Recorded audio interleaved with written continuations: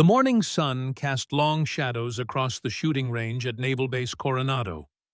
The distinctive crack of high-caliber rifles echoed through the air as SEAL Team 8 ran through their qualification drills.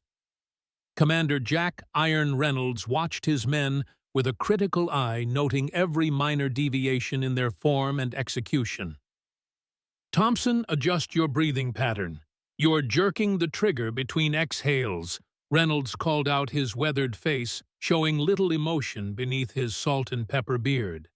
At 42, Reynolds was considered one of the most experienced SEAL team leaders still in active field service. 3 tours in Afghanistan, 2 in Iraq, and countless classified operations had earned him a reputation as a no-nonsense commander who demanded perfection. "Yes, sir," Bill "Doc" Thompson replied, readjusting his position behind the M110 semi-automatic sniper rifle. At 34, Thompson was the team's primary marksman, with an impressive service record of his own. Still, even he knew better than to question Reynolds' observations. Meanwhile, at the far end of the range, a slender figure moved quietly among the equipment sheds. Sarah Miller, 26, had been the range maintenance specialist at Coronado for just over 2 years. Her duties were straightforward: clean the shooting stations, replace targets, collect spent brass casings, and ensure all equipment was properly maintained for the elite warriors who trained there daily. To the men of SEAL Team 8, Sarah was practically invisible. Just another civilian contractor who kept the machinery of the naval base running smoothly. Few of them had ever spoken more than a few words to her beyond basic courtesies, and fewer still knew anything about her background or qualifications. Sarah preferred it that way. As she methodically collected brass casings from an adjacent lane, she glanced briefly at Thompson's shooting form. Her trained eye noticed immediately what Reynolds had pointed out: the subtle inconsistency in Thompson's breathing pattern that was affecting his accuracy at long range. But she also caught something Reynolds hadn't mentioned. Thompson's left elbow was positioned at an angle that created unnecessary tension in his shoulder. "That's going to cause drift after his 4th or 5th shot in rapid sequence," she thought to herself, but kept her expression neutral as she continued her work. Sarah had learned long ago that offering unsolicited advice to men like these was rarely welcomed, especially from someone they viewed as merely the cleaning girl. So she moved silently through her morning routine, all while absorbing every detail of the SEAL team's training exercises like a sponge. "Miller," a voice called out, breaking her concentration. Sarah looked up to see Chief Petty Officer Mike Harris, the team's communications specialist, gesturing toward a cluster of targets at the 300-meter mark. "We need those targets replaced before we move to the next drill." "Right away, sir," she replied, her voice quiet but clear. Harris barely acknowledged her response before turning back to his team. That was typical of the interactions Sarah had with the operators, brief, professional, and utterly forgettable from their perspective. As she loaded fresh targets onto her maintenance cart, Sarah's mind drifted back to her childhood in Montana, to the sprawling ranch where she had spent every weekend of her youth learning skills that the men on this range would never suspect she possessed. "Breathe, little ghost. Breathe and be still." 11-year-old Sarah Miller lay prone on the frost-covered grass of her grandfather's ranch, a modified Remington 700 bolt-action rifle customized with a shorter stock to fit her small frame pressed against her shoulder. The crisp Montana morning air filled her lungs as she followed the familiar rhythm her grandfather had taught her. Inhale for 4 seconds. Hold for 2. Exhale for 4. Hold for 2. Beside her, James "Ghost Eye" Miller watched through a spotting scope, his weathered hands steady despite the early morning chill. At 67, the former Army Ranger still carried himself with the quiet dignity and precision that had made him a legend among a very select group of military operators decades earlier. "What's the distance to target?" he asked, his voice calm and measured. Sarah squinted slightly through the scope. 425 yards to the center of the steel plate. Wind! She licked her finger and held it up briefly before returning to her shooting position. Approximately 6 miles per hour left to right. Temperature effect. Cold morning, approximately 42 degrees. Density altitude is higher than standard. Bullet will impact slightly higher than at standard conditions. James nodded approvingly. "And what does that tell you about your adjustment?" Sarah's small fingers made minute adjustments to her scope. "I need to compensate 1.5 minutes right for wind drift and adjust down a quarter minute for density altitude." "Good." James smiled, the creases around his eyes deepening. "Now remember what I always tell you. The rifle is just a tool." Sarah recited, her eyes never leaving the scope. "My mind is the real weapon." "That's my girl. When you're ready, take your shot." Sarah cycled through her breathing pattern once more, feeling her heartbeat slow as she entered the state of calm focus her grandfather had spent years helping her develop. The world narrowed to just her, the rifle, and the distant steel plate. On her final exhale, she squeezed the trigger with deliberate pressure. The rifle kicked against her shoulder, the report echoing across the open Montana landscape. A moment later, the clear ring of a bullet striking steel reached their ears. "Center hit," James announced proudly. "Excellent shot, little ghost." Sarah allowed herself a small smile as she worked the bolt, ejecting the spent casing. "Again," James chuckled. "You never get tired of this, do you?" "Never," she replied earnestly. "I want to be as good as you were, Grandpa." A shadow crossed the old man's face, but it passed quickly. "You'll be better, Sarah. Much better. The world just needs to catch up to what women like you can do." As they continued their practice, James Miller shared stories of his time in service, carefully edited versions of classified operations that had taken him from the jungles of Southeast Asia to the mountains of Afghanistan and the deserts of the Middle East. What he never told her directly, but what Sarah had pieced together from overheard conversations and old photographs hidden in his study, was that her grandfather had once been among the most lethal precision marksmen in U.S. military history. Master Sergeant James "Ghost Eye" Miller had served with the 75th Ranger Regiment during some of the most sensitive operations of the Cold War and beyond. His confirmed kills during official operations exceeded 100, though the actual number was likely much higher. More importantly, he had pioneered shooting techniques and fieldcraft methods that were still being taught in modified form to special operations snipers today. "Grandpa," Sarah asked, as they packed up their gear later that morning, "why did you leave the Army? Mom says you could have been a general if you'd stayed in." James secured the rifle case before answering. "Your mother exaggerates. Rangers don't typically become generals." He paused, considering how much to share with his precocious granddaughter. "I was injured during an operation in Lebanon in '83. Rocket attack. Shrapnel in my right arm and shoulder." He flexed his right hand unconsciously, the old scars barely visible now. The damage wasn't career-ending physically, but the mission itself. There were complications, political considerations. The operation was disavowed. "What does disavowed mean?" Sarah asked, struggling with the unfamiliar word. "It means the government decided officially that we were never there, that what we did, what we sacrificed, never happened." The bitterness in his voice was unmistakable even to a child. "I couldn't serve under those conditions anymore. Not when good men died for nothing." Sarah nodded solemnly, sensing the weight of her grandfather's words, even if she couldn't fully comprehend them yet. "Is that why you started teaching me? Because no one remembered what you did?" James smiled, then a genuine smile that softened his normally stern features. "No, little ghost. I teach you because you have a gift, a natural talent that shouldn't be wasted just because you were born a girl in a world that doesn't yet understand what women are capable of. He knelt down to her level, his hands on her shoulders. I teach you because someday the skills I'm giving you might make all the difference not just for you, but for others who might need you.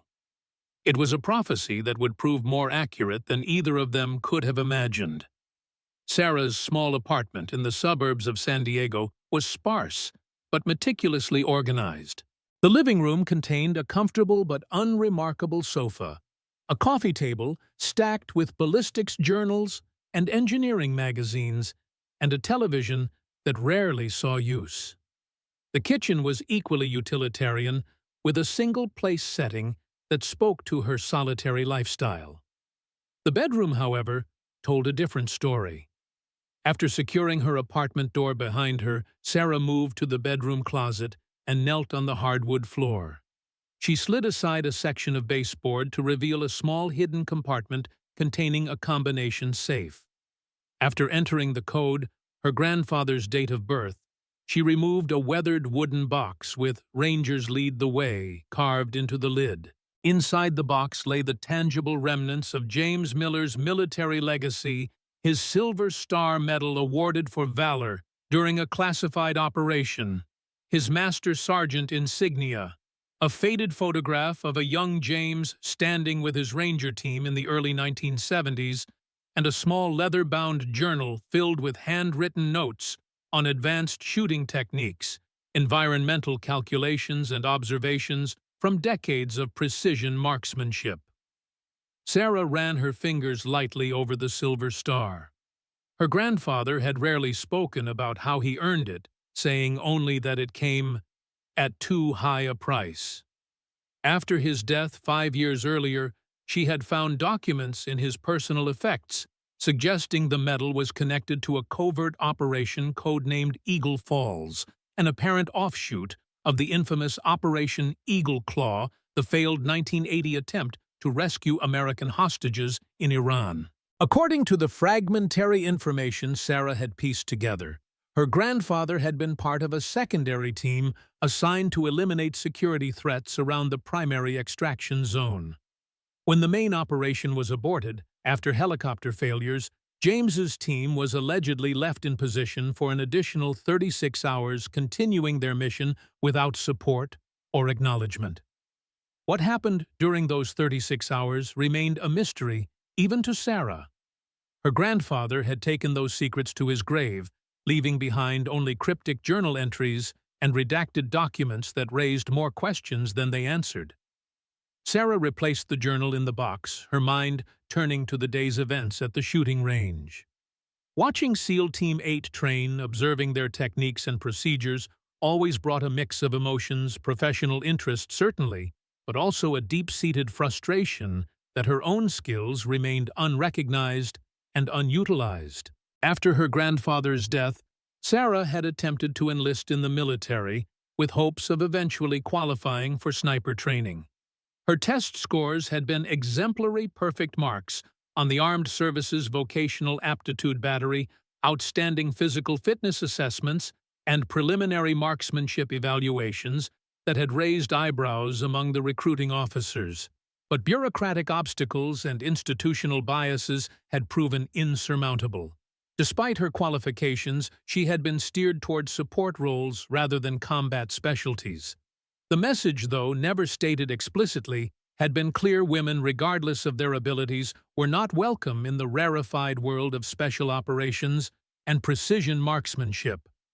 Rather than accept a role that would waste her unique training, Sarah had, instead, pursued a degree in mechanical engineering with a focus on ballistics, hoping that academic credentials might open doors that her gender had closed. Upon graduation, she had taken the maintenance position at Coronado, reasoning that proximity to the training environment of elite operators would provide opportunities that might not otherwise be available.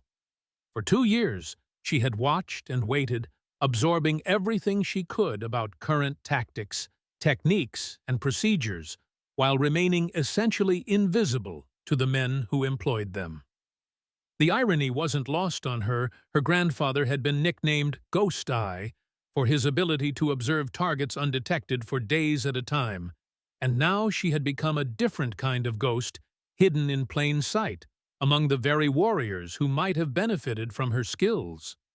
Her phone buzzed with a text message alert. It was from her supervisor at the base. "Need you in early tomorrow. 0500. SEAL Team 8 scheduled for pre-deployment qualification shoot. Full range setup required." Sarah texted back a simple acknowledgement. Pre-deployment qualification meant that Reynolds's team was preparing for an imminent mission, likely somewhere in the Middle East given the current geopolitical situation. It also meant they would be utilizing the full-range complex, including the advanced 1,000-yard course that was reserved for final validation of mission-ready teams. She would need to be at her best tomorrow, ensuring that every aspect of the range was perfectly prepared for what might be the team's final training evolution before deploying into harm's way. What she could never have anticipated was that tomorrow would also bring a reckoning that would forever change how the men of SEAL Team 8 and the entire naval special warfare community viewed the quiet woman who maintained their ranges. The naval base was eerily quiet as Sarah's ID badge granted her access through the security checkpoint. The sky was still dark, with only the faintest hint of approaching dawn on the eastern horizon. She drove her maintenance truck to the range complex, the familiar routine requiring little conscious thought. As she began setting up the range, placing target arrays at various distances, and ensuring the electronic scoring systems were properly calibrated, Sarah's mind wandered to the dream that had disturbed her sleep the previous night. A vivid reimagining of one of her grandfather's rare stories about his time in Lebanon.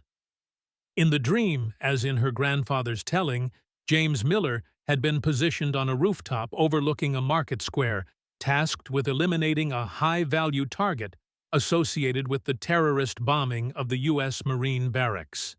But in Sarah's dream, as the moment of the shot approached, she had found herself behind the rifle instead of her grandfather, the crosshairs centered on a figure whose face remained obscured. She had awakened just as her dream self squeezed the trigger, the phantom recoil of the rifle still reverberating through her body as consciousness returned. "Unusual to see someone who enjoys 0500 range setup," a voice commented, pulling Sarah from her thoughts.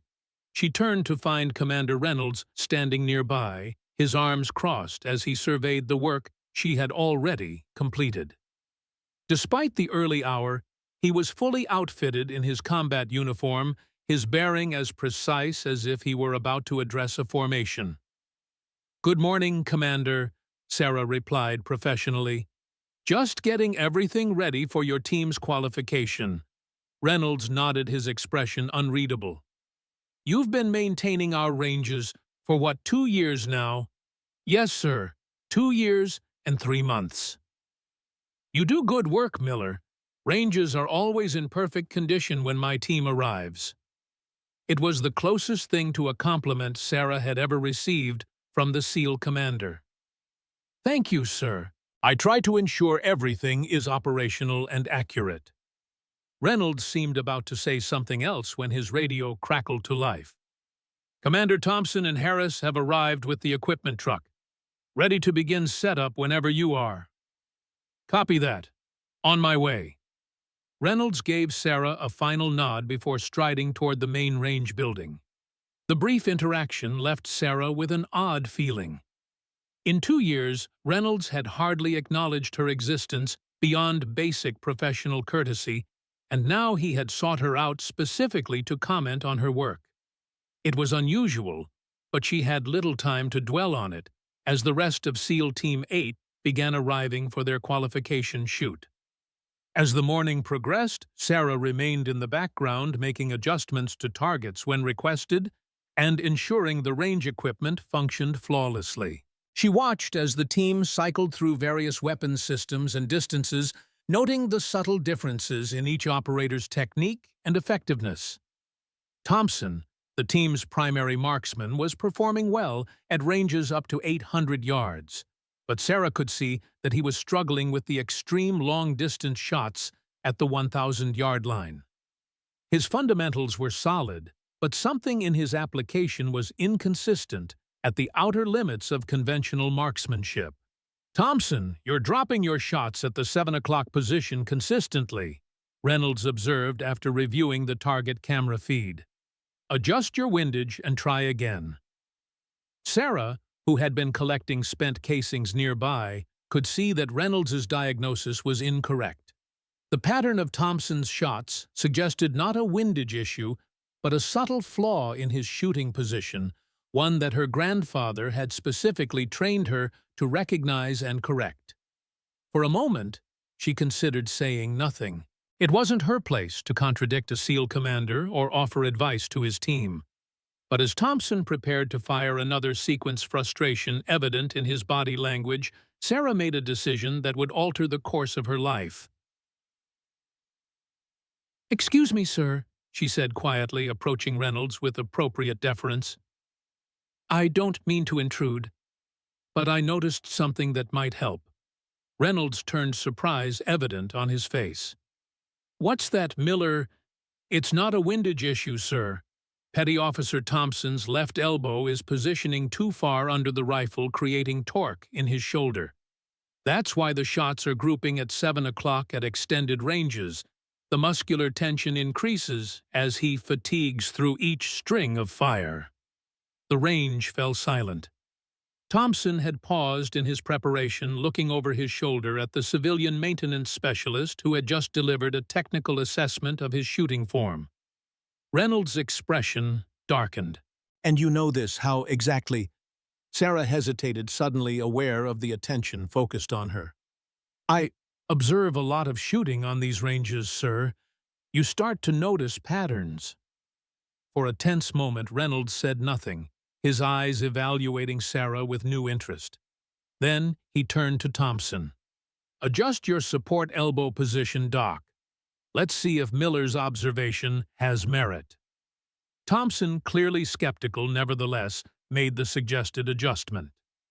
His next 5-shot group at the 1,000-yard target showed immediate improvement, the rounds impacting much closer to center mass. "Well, I'll be damned," Thompson muttered, reviewing the target camera feed. He glanced back at Sarah with newfound respect. "Good eye." Reynolds studied the target results, then turned to Sarah. "Where did you learn to diagnose shooting form like that, Miller? That's not something you pick up just by watching."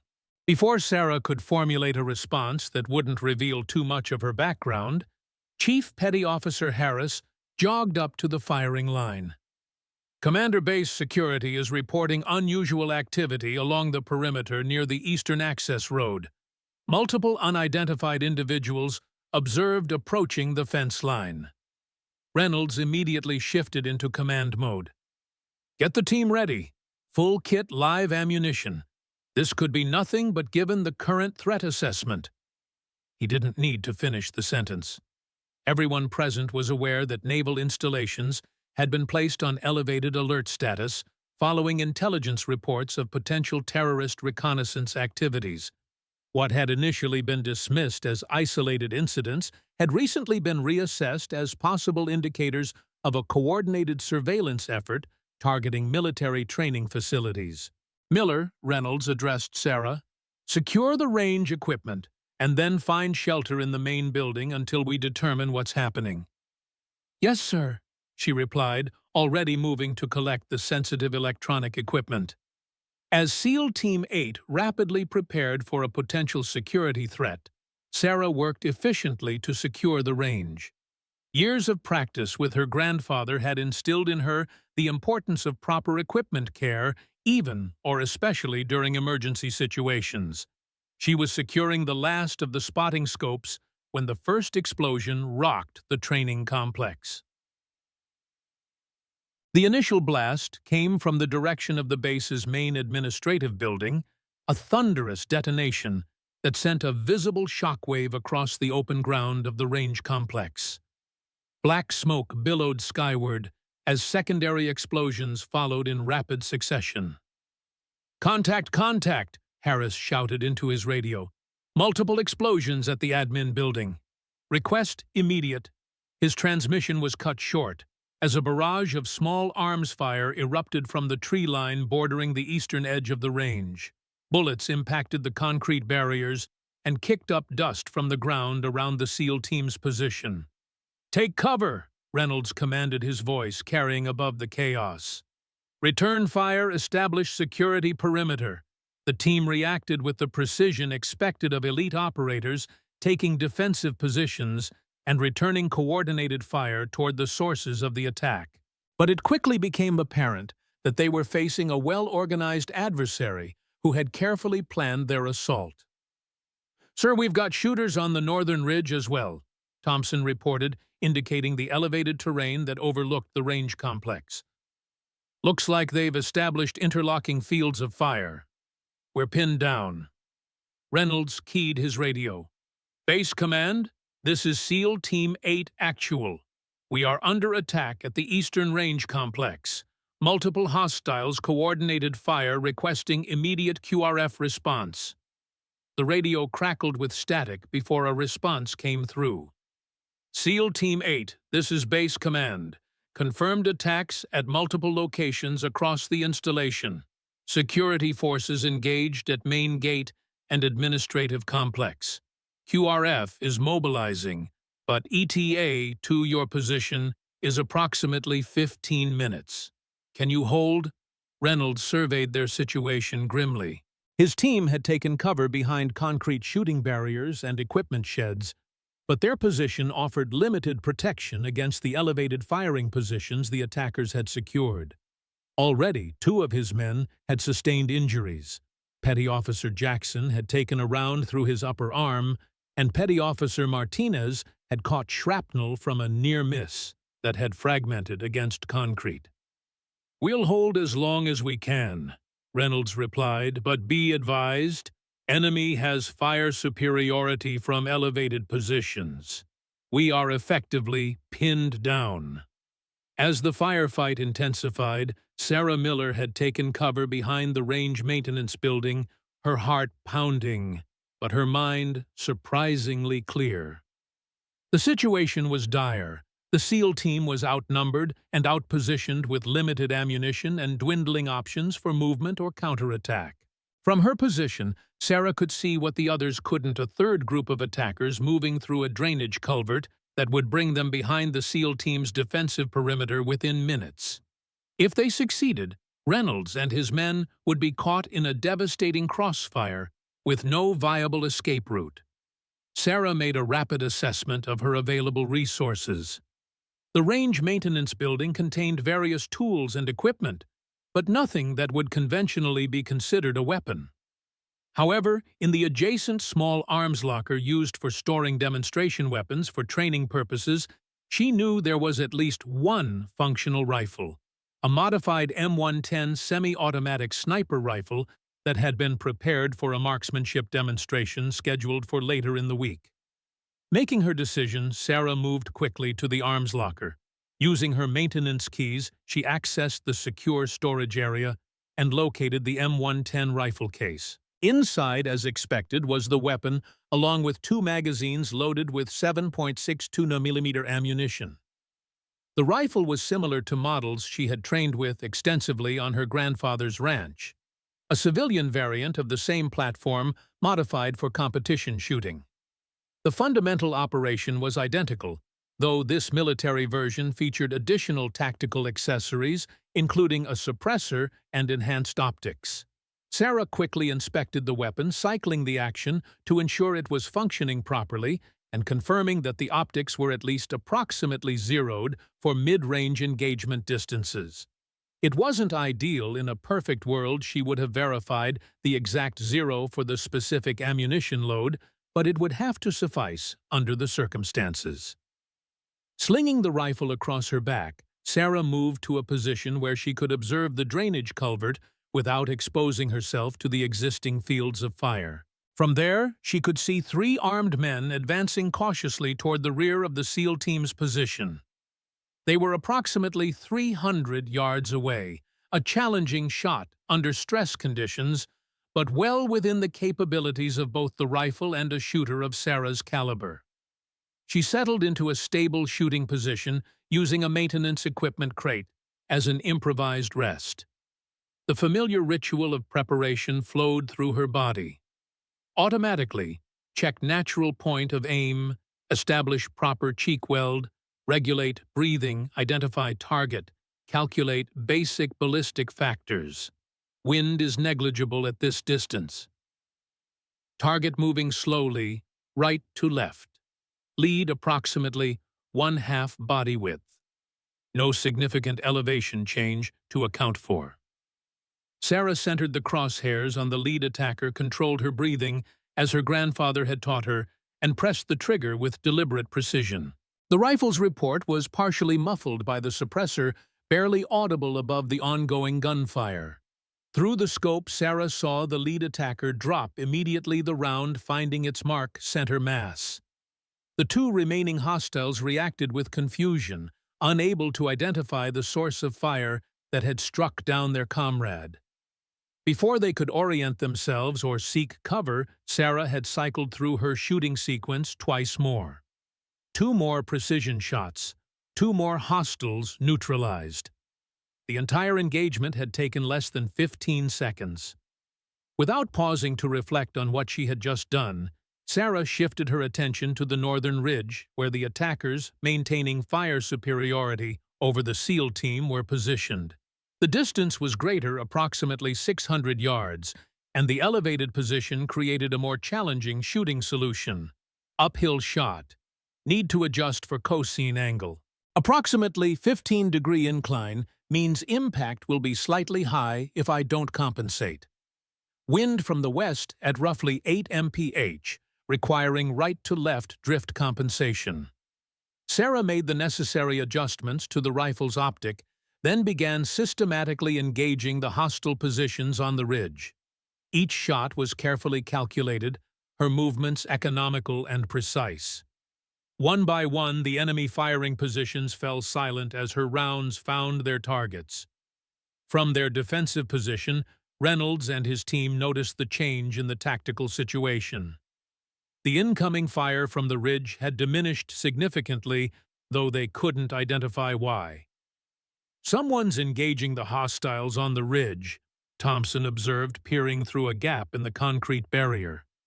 "Precision fire, taking them out one by one." "Must be advance elements of the QRF," Reynolds suggested, though he sounded uncertain. The shooting was too methodical, too precise to match the typical response of a quick reaction force. It was Harris who first spotted Sarah as she repositioned to engage the remaining threats on the eastern perimeter. "Sir, is that Miller?" Reynolds followed Harris's line of sight, his expression shifting from confusion to disbelief as he recognized the range maintenance specialist now moving with tactical precision between cover positions, the M110 rifle held with obvious familiarity as she continued to systematically eliminate the attacking force.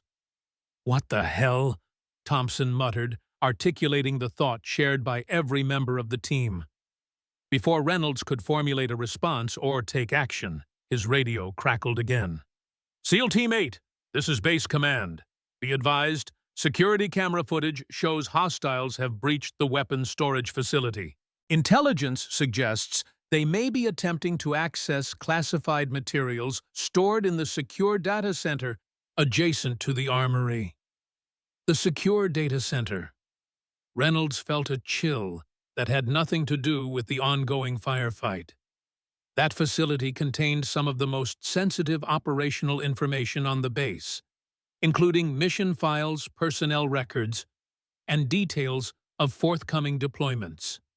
If the attackers gained access to those systems, the damage to national security could be incalculable. "Acknowledged Base Command. We will attempt to reinforce the data center, but we are still under heavy fire. ETA on that QRF. QRF is engaged at the main gate. Estimate another 10 minutes before they can reach your position." 10 minutes might as well have been 10 hours. If the attackers were already inside the weapons storage facility, they would reach the adjacent data center within minutes. Reynolds made a rapid, tactical assessment. His team was pinned down, outgunned, and at least partially compromised by injuries. Moving to reinforce the data center would require crossing 200 meters of open ground under potential enemy fire. The risk was extreme.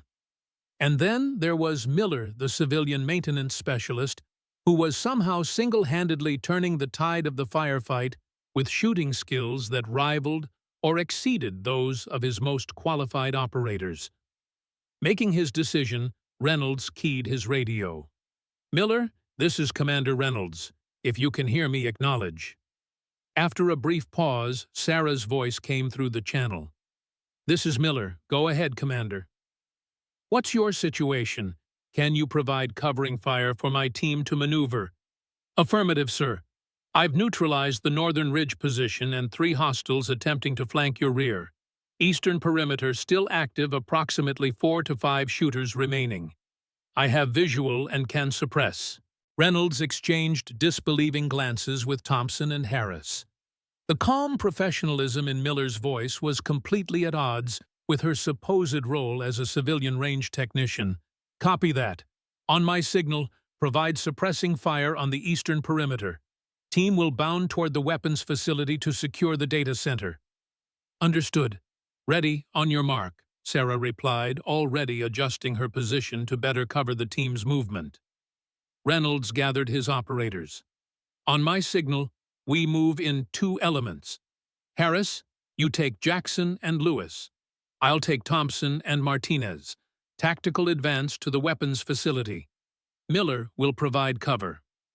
The team acknowledged their orders, though their expressions still registered shock at the unexpected development of their range maintenance specialist providing tactical support. "Execute in 3, 2, 1 mark." As Reynolds gave the command, Sarah opened fire on the eastern perimeter, her shots precisely targeted to suppress the remaining hostiles without necessarily eliminating them, a different tactical application of marksmanship that prioritized volume and coverage over individual kills. Under her covering fire, SEAL Team 8 began their advance across the open ground, moving in coordinated bounds as they had trained countless times. Reynolds led his element forward, experiencing the surreal sensation of being protected by civilian maintenance personnel rather than dedicated military support. The team had covered approximately half the distance to the weapons facility when a new threat emerged. A hostile armed with what appeared to be a light machine gun appeared on the roof of an adjacent building, positioning to enfilade the advancing SEALs. Reynolds spotted the threat too late to redirect his team. "Machine gun, high right," said he shouted, already calculating that they would be caught in the open before they could reach cover. The machine gunner began to bring his weapon to bear and then jerked backward, his weapon clattering unfired to the rooftop as he collapsed. Through his peripheral vision, Reynolds caught the muzzle flash from Sarah's position over 700 yards from the rooftop target she had just neutralized with a single shot. The remainder of the advance proceeded without further incident, the team reaching the weapons facility entrance within minutes. The door showed signs of forced entry, confirming that hostiles had indeed breached the building. "Miller, what's your visual on the facility?" Reynolds radioed. "I can observe the main entrance and east-facing windows," Sarah replied. "No movement visible from my position, but limited line of sight to interior." "Copy that. Maintain overwatch while we clear the building." With practiced efficiency, the SEAL team prepared to enter the facility. Reynolds took point with Thompson covering their 6 as they moved through the breached entrance and began clearing the structure room by room. Evidence of the hostile presence was immediately apparent. 2 security personnel were down in the entry vestibule, and shell casings littered the floor, indicating a brief but intense firefight. Moving deeper into the facility, they encountered 3 dead hostiles apparently taken out by the security team before being overwhelmed. As they approached the data center entrance, Reynolds detected voices from within, at least two individuals speaking in hushed tones. The language wasn't immediately recognizable, but the urgency in their voices suggested they were working against time. Reynolds signaled his team to prepare for breach entry. On his mark, Thompson kicked in the door, while Harris tossed a flashbang grenade into the room. The disorienting explosion was followed immediately by the team's entry weapons raised and ready to engage. Inside, they found three hostiles, two still disoriented from the flashbang, while a third was already recovering, raising his weapon toward the entering SEALs. Reynolds neutralized the immediate threat with two center mass shots before the team secured the remaining hostiles. A quick assessment confirmed the data center's primary systems appeared intact, though one of the hostiles had been attempting to connect an external device to the main server, likely to download classified information. Base Command, this is SEAL Team 8 Actual. Data center secure. 3 hostiles neutralized server systems appear intact. Request Technical Team to verify no data compromise. Copy that, SEAL Team 8. Technical Response Team en route. QRF has secured the main gate and is proceeding to your location to establish perimeter security. With the immediate crisis contained, Reynolds found his thoughts returning to the unexpected intervention that had potentially saved his entire team and prevented a catastrophic security breach. Harris maintained security here. Thompson with me. Reynolds headed back outside, intent on finding the woman who had demonstrated capabilities that no range maintenance specialist should possess. They found Sarah near the original range position, methodically clearing the M110 rifle and returning it to its case. Her movements were precise and practiced, the kind of weapons handling that came only from years of experience. As Reynolds approached, Sarah straightened her expression, composed but wary. "Sir," she acknowledged, her voice betraying none of the adrenaline that must have been coursing through her system after the intense firefight. Reynolds studied her for a long moment before speaking. "Miller, I think you owe us an explanation." Sarah met his gaze steadily. "Yes, sir, I suppose I do. Where did you learn to shoot like that? That wasn't just good marksmanship, that was expert-level precision under combat conditions. The kind of skill that takes years of specialized training to develop." Sarah hesitated, weighing how much to reveal. Finally, she reached into her pocket and removed a worn photograph, handing it to Reynolds. The photograph showed a younger version of Sarah standing beside an older man in civilian clothes, both holding precision rifles on what appeared to be a private shooting range. The man's bearing was unmistakably military, despite the civilian attire. "My grandfather," Sarah explained. "Master Sergeant James Ghost Eye Miller. Army Rangers. He served from 1968 to 1983, including operations in Vietnam, Central America, and the Middle East." Reynolds' eyes widened in recognition. Ghost Eye Miller, the sniper from Operation Eagle Claw. Sarah nodded, surprised that Reynolds knew the reference. "You've heard of him. Every serious student of Special Operations history knows that name," Reynolds replied. "He was credited with over 100 confirmed kills during sanctioned operations and rumored to have developed advanced marksmanship techniques still taught in modified form today." He looked at Sarah with new understanding. "He was your grandfather?" "Yes, sir. He raised me after my parents divorced. Taught me everything he knew about precision shooting fieldcraft and tactical assessment. Every weekend from the time I was 8 years old until I left for college." Thompson, who had been listening to the exchange, interjected. "Why are you working maintenance at a SEAL training facility instead of putting those skills to use? With that kind of training and obvious natural ability." Sarah's expression hardened slightly. "I tried Petty Officer Thompson. Perfect scores on every marksmanship evaluation during recruitment. Top percentile in physical fitness assessments. But when it came to placement in advanced training programs, she shrugged. Let's just say the doors to certain specialties remain difficult for women to open, regardless of qualification. Reynolds absorbed this information, his tactical mind reassessing everything he thought he knew about the quiet woman who had maintained their ranges for over 2 years. The implications were profound, not just for his understanding of Sarah Miller, but for the broader question of how the military identified and utilized talent. Before he could respond, his radio activated again. "Commander Reynolds, this is Captain Westfield. Report to the command center immediately. We have a situation developing that requires your attention." "Acknowledged. On my way." Reynolds turned back to Sarah. "This conversation isn't over, Miller. Stay available." As Reynolds departed with Thompson, Sarah remained by the range equipment, the adrenaline of combat finally beginning to ebb from her system. For 2 years, she had maintained her cover as just another civilian contractor, invisible to the operators who trained on her ranges. Now, in the space of 30 minutes, everything had changed.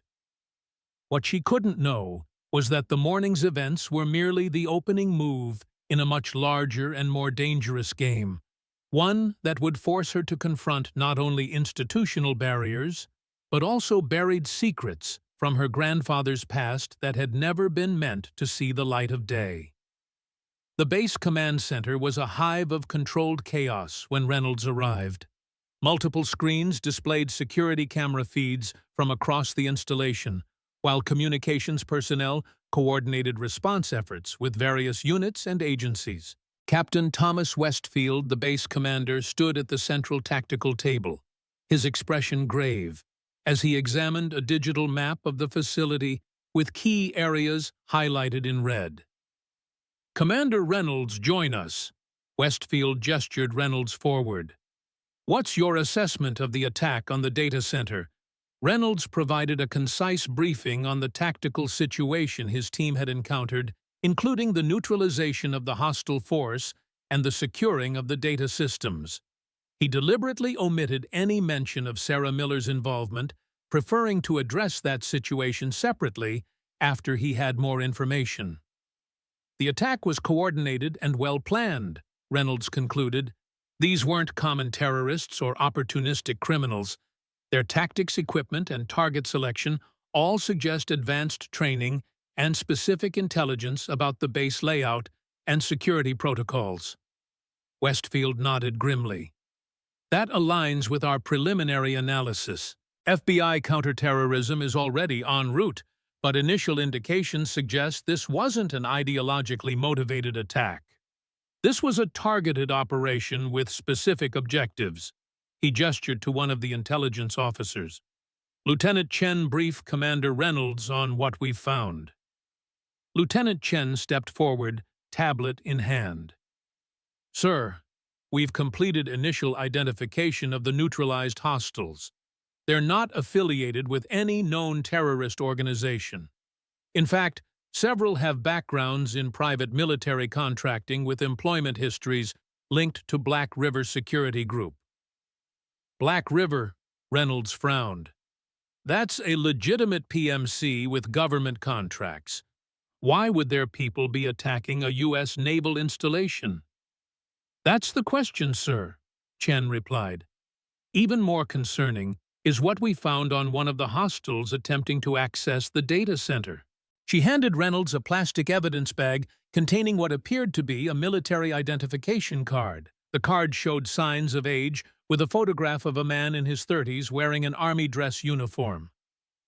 "This appears to be an authentic military ID from the early 1980s, Chen explained.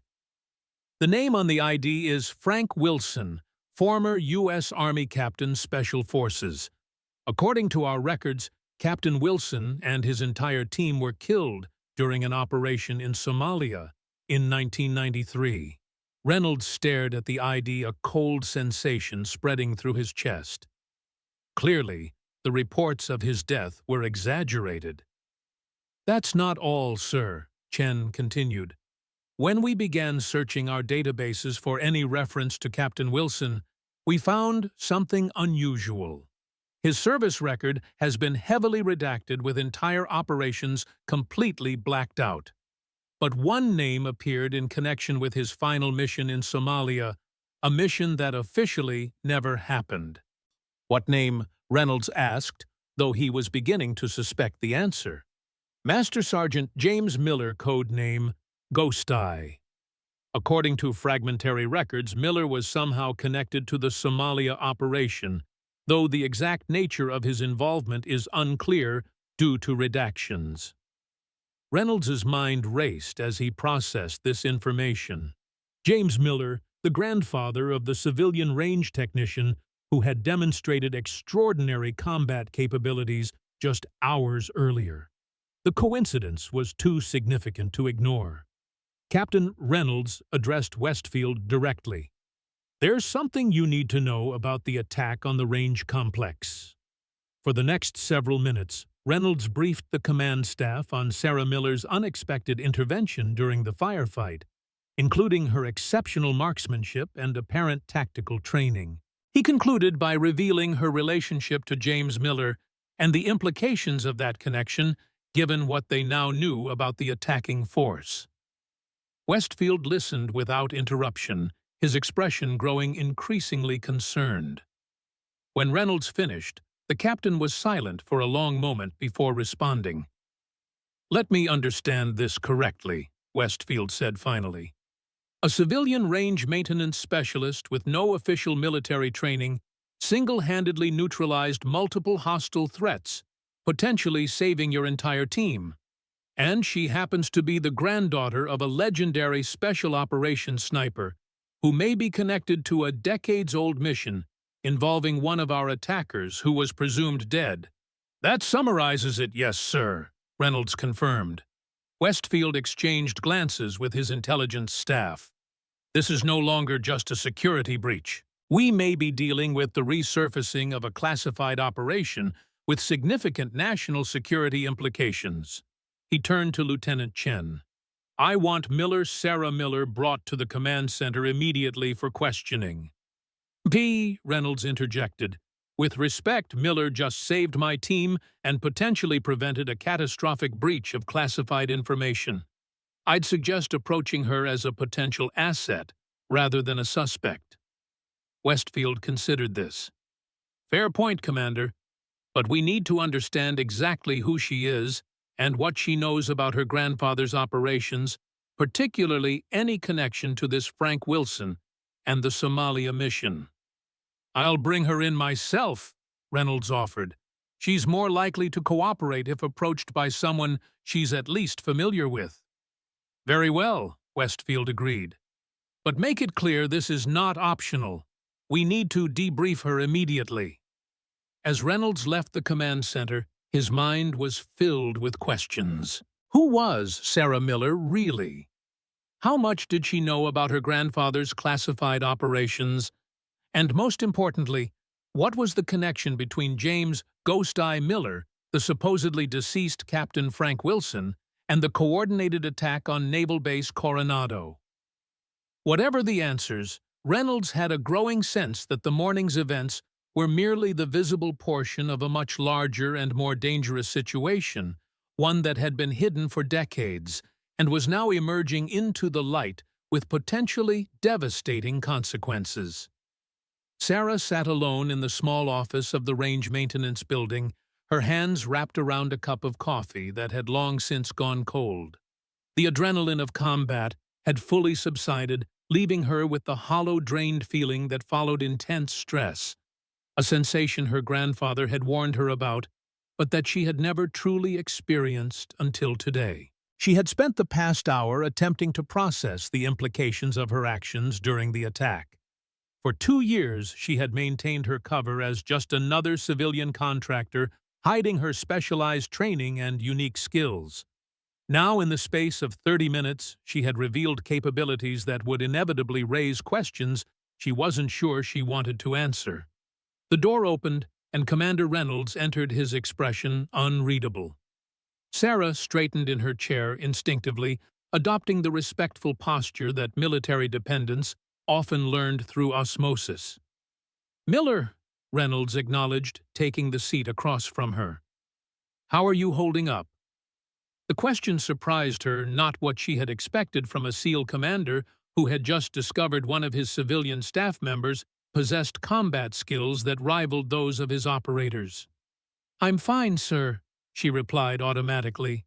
Reynolds studied her with experienced eyes. "No, you're not. You just engaged in your first actual combat situation, took lives, made split-second decisions under fire. That affects everyone, regardless of training." Sarah met his gaze, appreciating his directness. "It's different than I expected. My grandfather tried to explain what it would be like, but some things can't be fully explained," Reynolds finished for her. "They have to be experienced." He leaned forward, his demeanor shifting subtly from concerned commander to focused operator. "Sarah, I need to be direct with you. The attack today wasn't random. The individuals involved appear to have connections to your grandfather's past operations, specifically a mission in Somalia in 1993. Sarah felt a chill run through her. Somalia. "My grandfather never mentioned any operations there." "Are you certain?" Reynolds pressed. "Think carefully. Even casual references stories that might have seemed unrelated at the time." Sarah's mind raced through years of conversations with her grandfather, searching for any mention of Somalia. He talked about operations in Central America, the Middle East, Southeast Asia, but never Somalia specifically. She paused, a memory surfacing.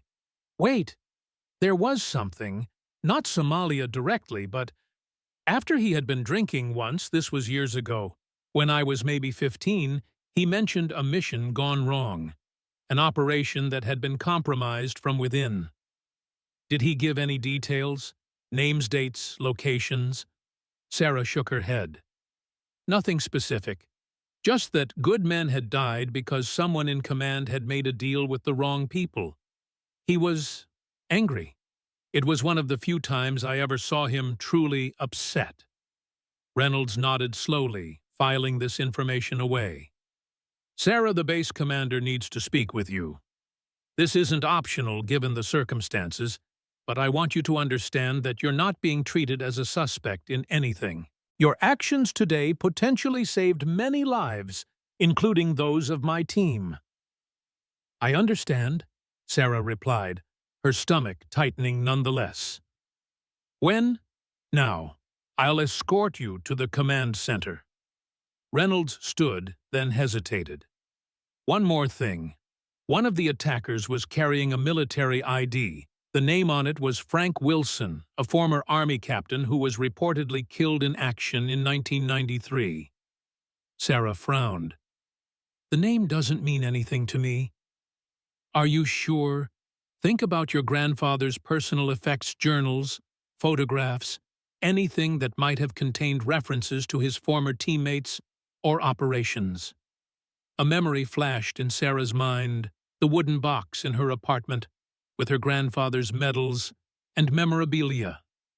Among the items was a small leather-bound journal filled with cryptic entries and what appeared to be operational notes.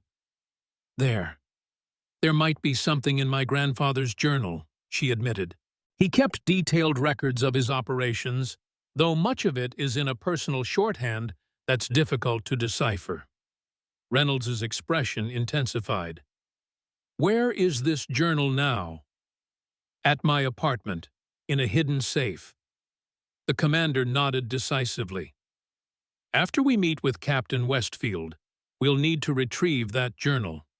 If there's any connection between your grandfather and what happened today, that information could be crucial. As Sarah followed Reynolds out of the building toward the command center, she couldn't shake the unsettling feeling that she was being drawn into something far larger and more dangerous than she had ever anticipated, a shadowy world of classified operations and buried secrets that her grandfather had tried to protect her from, even as he prepared her to navigate it if necessary.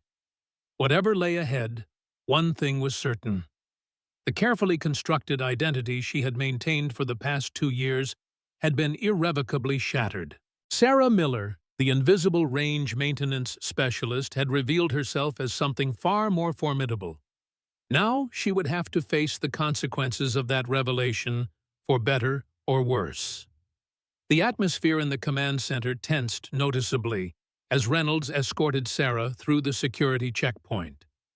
Military personnel and intelligence analysts glanced up from their workstations, their expressions ranging from curiosity to open suspicion. Word had clearly spread about the civilian maintenance specialist who had demonstrated exceptional combat capabilities during the attack. Captain Westfield met them at the entrance to the central briefing room, his stern features revealing nothing of his thoughts as he evaluated Sarah with a commander's assessing gaze. "Ms. Miller," he acknowledged formally, "I understand we owe you a debt of gratitude for your actions today." "I just did what was necessary, sir," Sarah replied, maintaining the respectful demeanor she had learned to adopt around senior military officers. "Indeed," Westfield gestured toward the briefing room. "Please join us. We have much to discuss." Inside, a small group awaited them, Lieutenant Chen, whom Sarah recognized from occasional encounters around the base. A stern-looking man in a dark suit who practically screamed, "Federal agent," and an older military officer whose uniform identified him as a colonel, though Sarah didn't recognize his unit insignia. "Ms. Miller, this is Special Agent Thomas from the FBI's Counterterrorism Division," Westfield introduced the man in the suit, "and Colonel Richard Bennett from the Defense Intelligence Agency." Sarah nodded politely to each man, though she noted that Colonel Bennett was studying her with particular intensity, as if trying to reconcile her appearance with some preconceived expectation. "Please sit down," Westfield directed, indicating an empty chair at the briefing table. As Sarah took her seat, she caught a glimpse of the materials spread across the table's satellite imagery of the naval base personnel files of the attackers, and, most concerningly, what appeared to be a heavily redacted military file with her grandfather's name visible in the header. "Ms. Miller," Agent Thomas began, without preamble, "we understand you're the granddaughter of Master Sergeant James Miller, codenamed Ghost Eye, during his service with Army Special Forces." "Rangers," Sarah corrected automatically. "My grandfather served with the 75th Ranger Regiment, not Special Forces." Thomas exchanged glances with Colonel Bennett before continuing. "The official record indicates Ranger Regiment, yes, but your grandfather's actual operational history was more complex." Sarah frowned. "What do you mean?" Colonel Bennett spoke for the first time, his voice carrying the gravelly quality of a long-time smoker. "What Agent Thomas is attempting to delicately state is that your grandfather's official service record was deliberately sanitized. James Miller served in multiple special operations units throughout his career, often on loan to agencies and task forces that officially didn't exist." Sarah felt a flutter of unease. While her grandfather had occasionally hinted at operations beyond the scope of conventional military deployments, he had never explicitly confirmed involvement with clandestine agencies or black ops programs. "I'm not sure what this has to do with today's attack," she said carefully. "Perhaps everything," Colonel Bennett replied, sliding a photograph across the table. The black and white image showed a group of 6 men in mixed military and civilian attire standing beside what appeared to be a UH-1 Huey helicopter. Sarah immediately recognized her grandfather, younger but unmistakable, standing second from the left. What caught her attention, however, was the man standing next to him, one arm draped casually over her grandfather's shoulder in a gesture of easy camaraderie. "The man next to your grandfather," Bennett indicated, "is Captain Frank Wilson. This photograph was taken in 1982, prior to a classified operation in Lebanon." Sarah studied the image more carefully. The man had a confident stance with the relaxed alertness common to experienced operators. His features were unremarkable. the kind of face that could blend into a crowd without drawing attention, which was often an asset in clandestine operations. "I've never seen this photograph before," she admitted. "My grandfather never mentioned anyone named Frank Wilson." "Are you certain?" Agent Thomas pressed. "Perhaps by a nickname or call sign." Sarah shook her head. "My grandfather rarely discussed specific individuals from his service days, and never in detail." Commander Reynolds, who had remained silent until now, interjected. "Captain, perhaps we should explain to Ms. Miller why we're focusing on this connection." Westfield nodded his assent, and Lieutenant Chen activated the main display screen. It showed an image of a military identification card, the same one Reynolds had mentioned earlier. This ID was recovered from one of the attackers killed during the assault on the data center, Chen explained. It belongs to Captain Frank Wilson, who was reportedly killed during a classified operation in Somalia in 1993, except he clearly wasn't killed, Sarah finished, understanding dawning. And now, someone using his ID was part of an attack on this base. "The ID is authentic," Agent Thomas confirmed. "Preliminary forensic analysis suggests it's not a forgery, but the original document issued to Wilson in the early 1980s. Sarah's mind raced to process the implications. "You think this attack was personally motivated? Some kind of vendetta connected to my grandfather's past operations?" "It's one theory we're exploring," Westfield acknowledged. "The targeting of the data center is particularly concerning. Initial reports indicate the attackers were attempting to access classified files, specifically historical operation records from the 1980s and early 1990s. Colonel Bennett leaned forward, his gaze intensifying. "Ms. Miller, what do you know about an operation codenamed Eagle Falls?" The question caught Sarah off guard. She had seen that codename only once in a redacted document among her grandfather's personal effects after his death. "Just the name," she answered truthfully. "I found a reference to it among my grandfather's papers, but no details." Eagle Falls was a compartmentalized element of Operation Eagle Claw. Bennett explained, naming the infamous failed 1980 hostage rescue mission in Iran. While the main operation focused on the embassy in Tehran, Eagle Falls involved a secondary team tasked with eliminating potential security threats around the extraction route. Sarah nodded slowly. "My grandfather received the Silver Star, but he never discussed the specifics of how he earned it." "That's because Eagle Falls officially never happened," Bennett said flatly. "When the main operation was aborted after the helicopter failures at Desert One, the Eagle Falls team should have been extracted as well. Instead, due to a communication failure, they remained in position for an additional 36 hours, continuing their mission without official sanction or support." The implications were clear. Her grandfather had been part of a mission that, following the abort order for the main operation, had essentially gone rogue. Any actions taken during those 36 hours would have been deniable by the U.S. government if discovered. "What does this have to do with Somalia in 1993? Sarah asked, struggling to connect these disparate elements. Bennett and Westfield exchanged glances, and unspoken communication passing between them. "That's classified at a level beyond this briefing," Bennett replied eventually. "What I can tell you is that Captain Wilson was part of both Operations Eagle Falls in 1980 and the Somalia mission in 1993, as was your grandfather, though in different capacities." Sarah felt a growing frustration. "With respect, Colonel, you're asking me for information about my grandfather's service while withholding context that might help me provide relevant details." "She has a point," Reynolds interjected, earning a sharp look from Bennett. Agent Thomas cleared his throat. "Perhaps a different approach, Ms. Miller." Commander Reynolds mentioned that you have a journal belonging to your grandfather that might contain operational information. Is that correct? Sarah hesitated. The journal was one of her most private possessions, a tangible connection to her grandfather and his legacy. Surrendering it to government officials, especially given the cryptic nature of this interview, felt like a betrayal of his trust. "The journal is personal," she said carefully.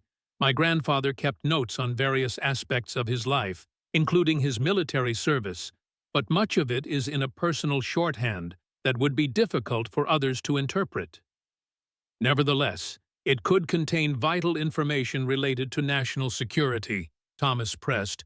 "Given the circumstances, we need to examine it immediately." Sarah looked to Reynolds, finding his gaze more sympathetic than the others around the table. "Commander," Reynolds addressed Westfield directly. "Sir, I suggest a compromise. I'll accompany Ms. Miller to retrieve the journal, and she can review it with us present. That way she can help interpret any shorthand or personal references that might be significant." Westfield considered this for a moment before nodding. "Acceptable, but I want this handled quickly. If there's actionable intelligence in that journal regarding Wilson or his associates, we need it now, not after another attack."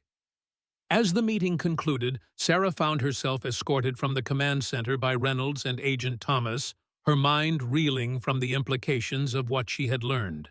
Her grandfather, the man who had raised her, trained her, and instilled in her his own strict code of honor, had been involved in classified operations that remained sensitive enough to provoke armed assault on a naval installation decades later. What troubled her most, however, was the sense that Colonel Bennett knew far more about these operations than he was revealing, and that his interest in her grandfather's journal might extend beyond legitimate security concerns. As they left the building toward the parking area where Reynolds' vehicle waited, Sarah caught sight of a figure observing them from the shadow of an adjacent structure. The man was too distant to identify clearly, but something in his posture, the way he held himself alert yet relaxed, struck a chord of recognition. By the time she turned to point him out to Reynolds, the figure had disappeared, leaving Sarah with an unsettling sensation that the day's events were merely the opening moves in a dangerous game whose rules and players remained largely unknown to her. What she couldn't possibly know was that her decision to reveal her hidden skills during the morning's attack had set in motion a chain of events that would force her to confront not only the buried secrets of her grandfather's past, but also the painful question of whether the man she had idolized had always been the hero she believed him to be. The drive to Sarah's apartment passed in tense silence. Commander Reynolds navigated the San Diego streets with the focused efficiency typical of special operators, while Agent Thomas maintained a watchful vigilance from the back seat. Sarah sat in the passenger seat, her mind racing through the implications of everything she had learned in the past few hours. "Your grandfather," Reynolds said, finally breaking the silence. "He trained you extensively in marksmanship. Was there anything else he taught you? Other operational skills?" Sarah hesitated, calculating how much to reveal. "Everything," she admitted eventually. "Fieldcraft, counter-surveillance, improvised weapons, close-quarters combat. He treated my education as if he were training a future operator, not just a civilian marksman." Reynolds nodded, his expression thoughtful. "That explains your performance today. Your movements between firing positions showed tactical awareness beyond basic marksmanship training." "My grandfather believed in comprehensive preparation," Sarah replied. "He used to say, a sniper who can only shoot is just a liability with an expensive rifle." A ghost of a smile touched Reynolds's lips. Sound philosophy. As they approached Sarah's apartment complex, a prickling sensation at the base of her neck caused her to straighten in her seat. "Something's wrong." Reynolds immediately tensed his hands, tightening on the steering wheel. "What do you see, not see, feel?" Sarah scanned the street, the apartment buildings, the parked cars. Nothing appeared overtly threatening, yet The sense of wrongness intensified. My grandfather trained me to trust my instincts. Right now, they're screaming that something isn't right. Instead of dismissing her concern, Reynolds responded with the seriousness of a combat veteran who understood that intuition often processed threat indicators before conscious awareness could identify them. Thomas, he addressed the FBI agent, call for backup. Have them establish a perimeter around the apartment complex, but maintain distance until we assess the situation. Thomas complied without question, speaking quietly into his phone as Reynolds continued past Sarah's building without slowing, circling the block to approach from a different angle. Is there another way into your apartment? Reynolds asked. Service entrance, fire escape, anything that wouldn't be obvious to someone watching the main entry. Sarah nodded. There's a maintenance access through the parking garage. My grandfather insisted I choose an apartment with multiple entry and exit points. Smart man, Reynolds murmured, pulling into an adjacent shopping center parking lot where they could observe the apartment complex from a distance. Using a pair of compact binoculars from the glove compartment, Reynolds methodically surveyed the building and surrounding area. Third floor southeast corner unit, he confirmed. Yes, your lights are on. Sarah felt her blood run cold. I turned everything off this morning before leaving for work. Standard procedure. Reynolds continued his observation. No obvious signs of forced entry on the exterior, no suspicious vehicles that I can identify. He lowered the binoculars. Could be nothing. Power surge tripping the lights. Maintenance personnel. Or someone searching my apartment. Sarah finished the thought. Let's find out. Reynolds decided starting the engine again. Thomas, what's the ETA on that backup? 10 minutes, the agent replied. Local PD is establishing an outer perimeter, now staying out of sight, as requested. Reynolds nodded and addressed Sarah. Here's how we play this. We approach through the maintenance access. I take point, you follow Thomas, covers our 6. We proceed to your apartment, but don't enter immediately. Clear so far. Clear, Sarah confirmed, grateful for the commander's methodical approach. If there's anyone inside, our priority is identification, not engagement. We need to know who's interested in your grandfather's records and why. Questions? Sarah shook her head, mentally preparing herself for what might lie ahead. They parked in the far corner of the garage, using concrete support pillars as concealment as they made their way to the maintenance access. Sarah led them through a service corridor that connected to the main building's emergency stairwell. As they ascended to the 3rd floor, Sarah noticed Reynolds moving with the fluid efficiency of a seasoned operator. Minimal noise, maximized awareness, weapon, hand kept free and ready. Despite the circumstances, she felt a strange comfort in his competence, reminiscent of the security she had always felt in her grandfather's presence. The 3rd floor corridor was empty and quiet as they approached Sarah's apartment. No signs of disturbance, no unusual sounds. Reynolds gestured for them to stop several doors away, listening intently. You hear that?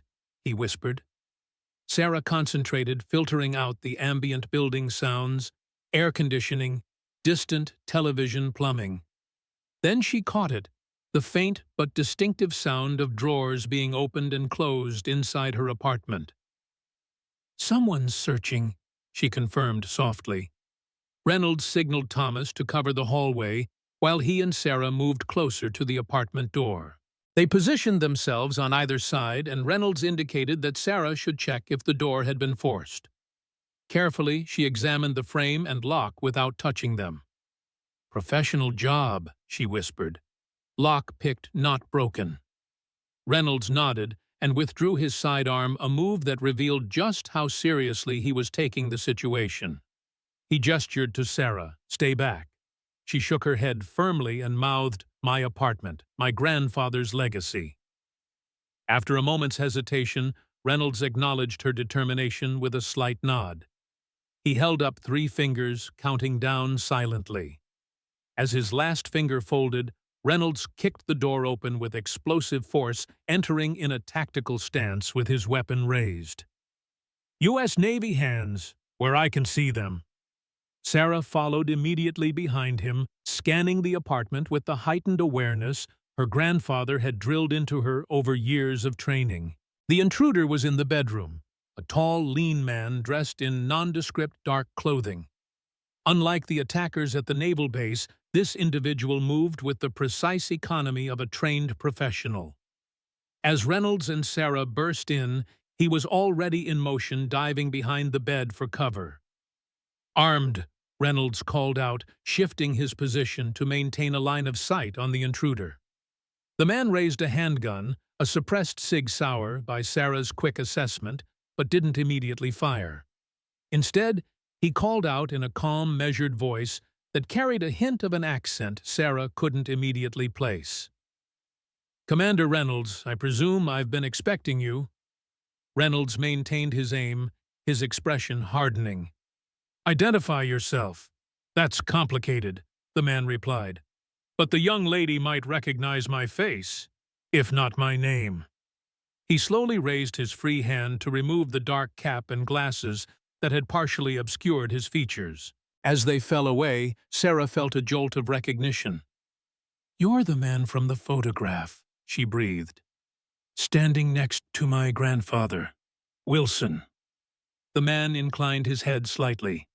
"Captain Frank Wilson, though I haven't used that name in many years." His gaze shifted back to Reynolds. "I'm not here to hurt anyone, Commander. Quite the opposite."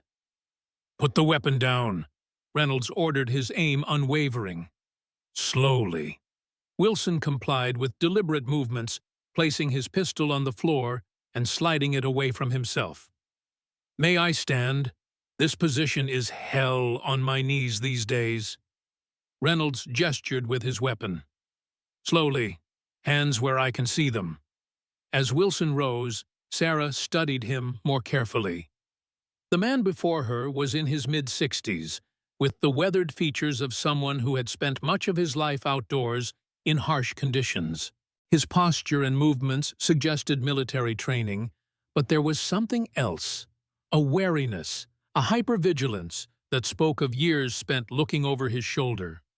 "Why are you here?" Sarah demanded. "Why were your men attacking the naval base?" Wilson's expression hardened. "Those weren't my men, Ms. Miller. If I had wanted to breach the data center, I wouldn't have sent a frontal assault against a facility full of SEALs." "Then who were they?" Reynolds asked, his weapon still trained on Wilson's chest. "Mercenaries. Hired guns using my old identity as cover." Wilson's gaze returned to Sarah. "They were after the same thing. I am your grandfather's journal." Sarah felt a chill run through her. "How do you know about that?" "Because James told me about it before he died." Wilson's voice softened slightly. "He was my friend for 30 years, Ms. Miller. One of the few people in this world I trusted completely." The sound of movement in the hallway caught their attention. Agent Thomas appeared in the doorway, his own weapon drawn. "Federal agent, drop your—" "Stand down, Thomas," Reynolds interrupted. "Situation is under control." The FBI agent hesitated, then lowered his weapon slightly while maintaining a ready stance. "Who is this?" "That's what we're finding out," Reynolds replied, his attention returning to Wilson. "You're claiming the attackers at Coronado were using your identity as cover. Explain." Wilson sighed, the weariness of decades evident in his expression. "It's a long story, Commander, and we don't have much time. The people behind today's attack know about Ms. Miller now, which means she's in danger. If I found her, they will too." "Who are they?" Sarah pressed. "The same people who betrayed your grandfather and my team in Somalia in 1993. Wilson's eyes hardened with old anger. "People with enough influence to bury the truth for 30 years. People who are still in positions of power today. Reynolds and Thomas exchanged glances, the tension in the room palpable. The journal, Wilson continued, addressing Sarah directly. Your grandfather documented everything. Names, dates, operational details. It's the only concrete evidence that could expose what really happened. And what did happen? Sarah asked, her voice barely above a whisper. Wilson's expression darkened. A betrayal that got good men killed for political expediency. An operation deliberately compromised to protect certain interests in Washington. He paused. Your grandfather was the only one who made it out with proof. Sarah processed this, her mind racing. If what you're saying is true, why hasn't my grandfather's journal been taken before now? He's been dead for 5 years. Because no one knew he had documented everything until recently, Wilson explained. James was careful. He kept the journal hidden, told no one about its existence except me, and only in the final weeks of his life. And I'm supposed to just believe you, Sarah challenged. For all I know, you could have been behind the attack today. Wilson met her gaze steadily. Your grandfather had a scar on his right forearm in the shape of a crescent moon. He told people it was from shrapnel in Lebanon, but it was actually from a training accident in Montana when he was 16. He called you Little Ghost because when you were a child, you could move through the woods without disturbing a single leaf. His voice softened. And he was more proud of you than anything else in his life. The personal details, things that wouldn't be in any military record, hit Sarah like a physical blow. This man had indeed known her grandfather intimately. The journal, Wilson pressed. We need to secure it now. Colonel Bennett was at the base today, wasn't he? Reynolds's expression sharpened. How did you know that? Because Richard Bennett is exactly who I'd expect to show up when ghosts from Operation Eagle Falls start resurfacing. Wilson's voice carried decades of bitterness.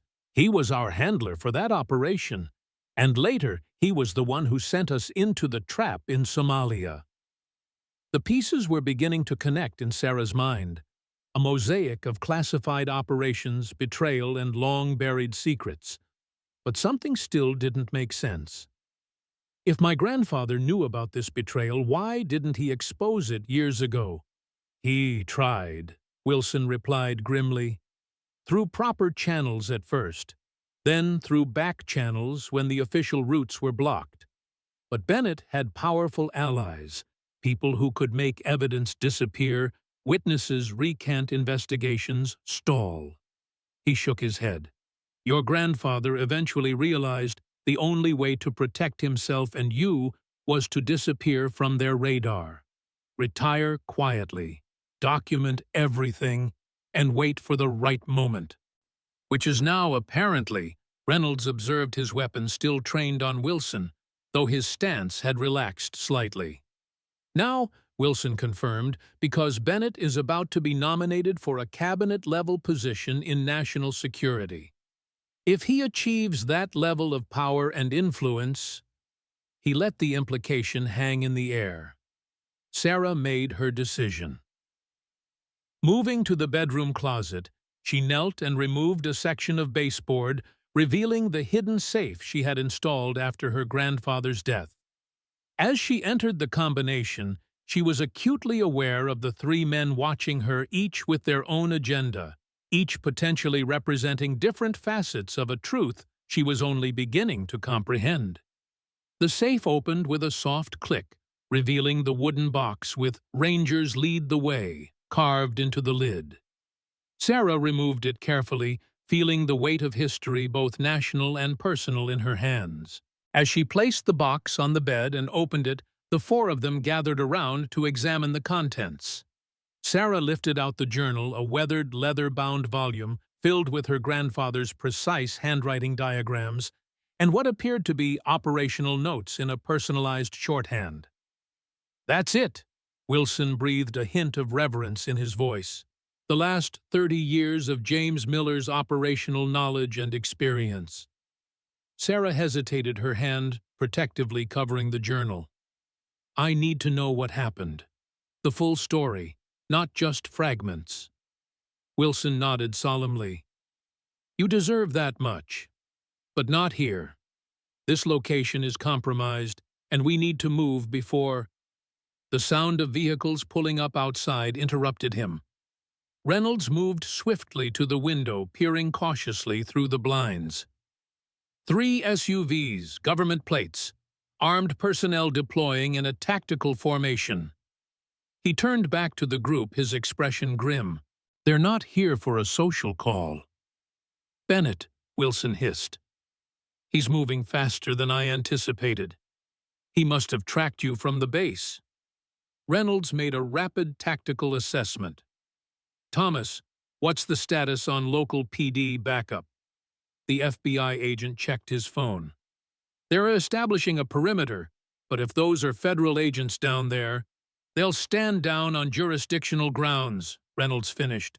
We need another exit strategy. Sarah was already moving. There's a maintenance access to the roof. From there we can cross to the adjacent building. My grandfather made me map every escape route when I moved in. Wilson nodded approvingly. James taught you well. Reynolds made his decision. Thomas, you're the only one here with clear legal standing. Delay them, request identification, verification of their orders, anything to buy us time. The FBI agent looked uncomfortable, but nodded. I can stall them for a few minutes, but not much longer without putting my career on the line. That's all we need, Reynolds assured him. Miller Wilson, grab only what's essential. We move in 30 seconds. Sarah quickly transferred the journal and a few key items from the wooden box into a small backpack. As she zipped it closed, she noticed Wilson retrieving his sidearm and checking it with practiced efficiency. I thought you weren't here to hurt anyone, she observed. Wilson met her gaze without flinching. I'm not, but neither am I planning to be taken by Bennett's people. Some fates are worse than death, Ms. Miller. Your grandfather understood that. Before Sarah could respond, Reynolds signaled that it was time to move. Thomas exited first, heading toward the apartment's main entrance to intercept the incoming agents. Meanwhile, Sarah led Reynolds and Wilson to a utility closet that concealed the maintenance access to the roof. The narrow metal ladder ascended through a shaft barely wide enough for an adult to navigate.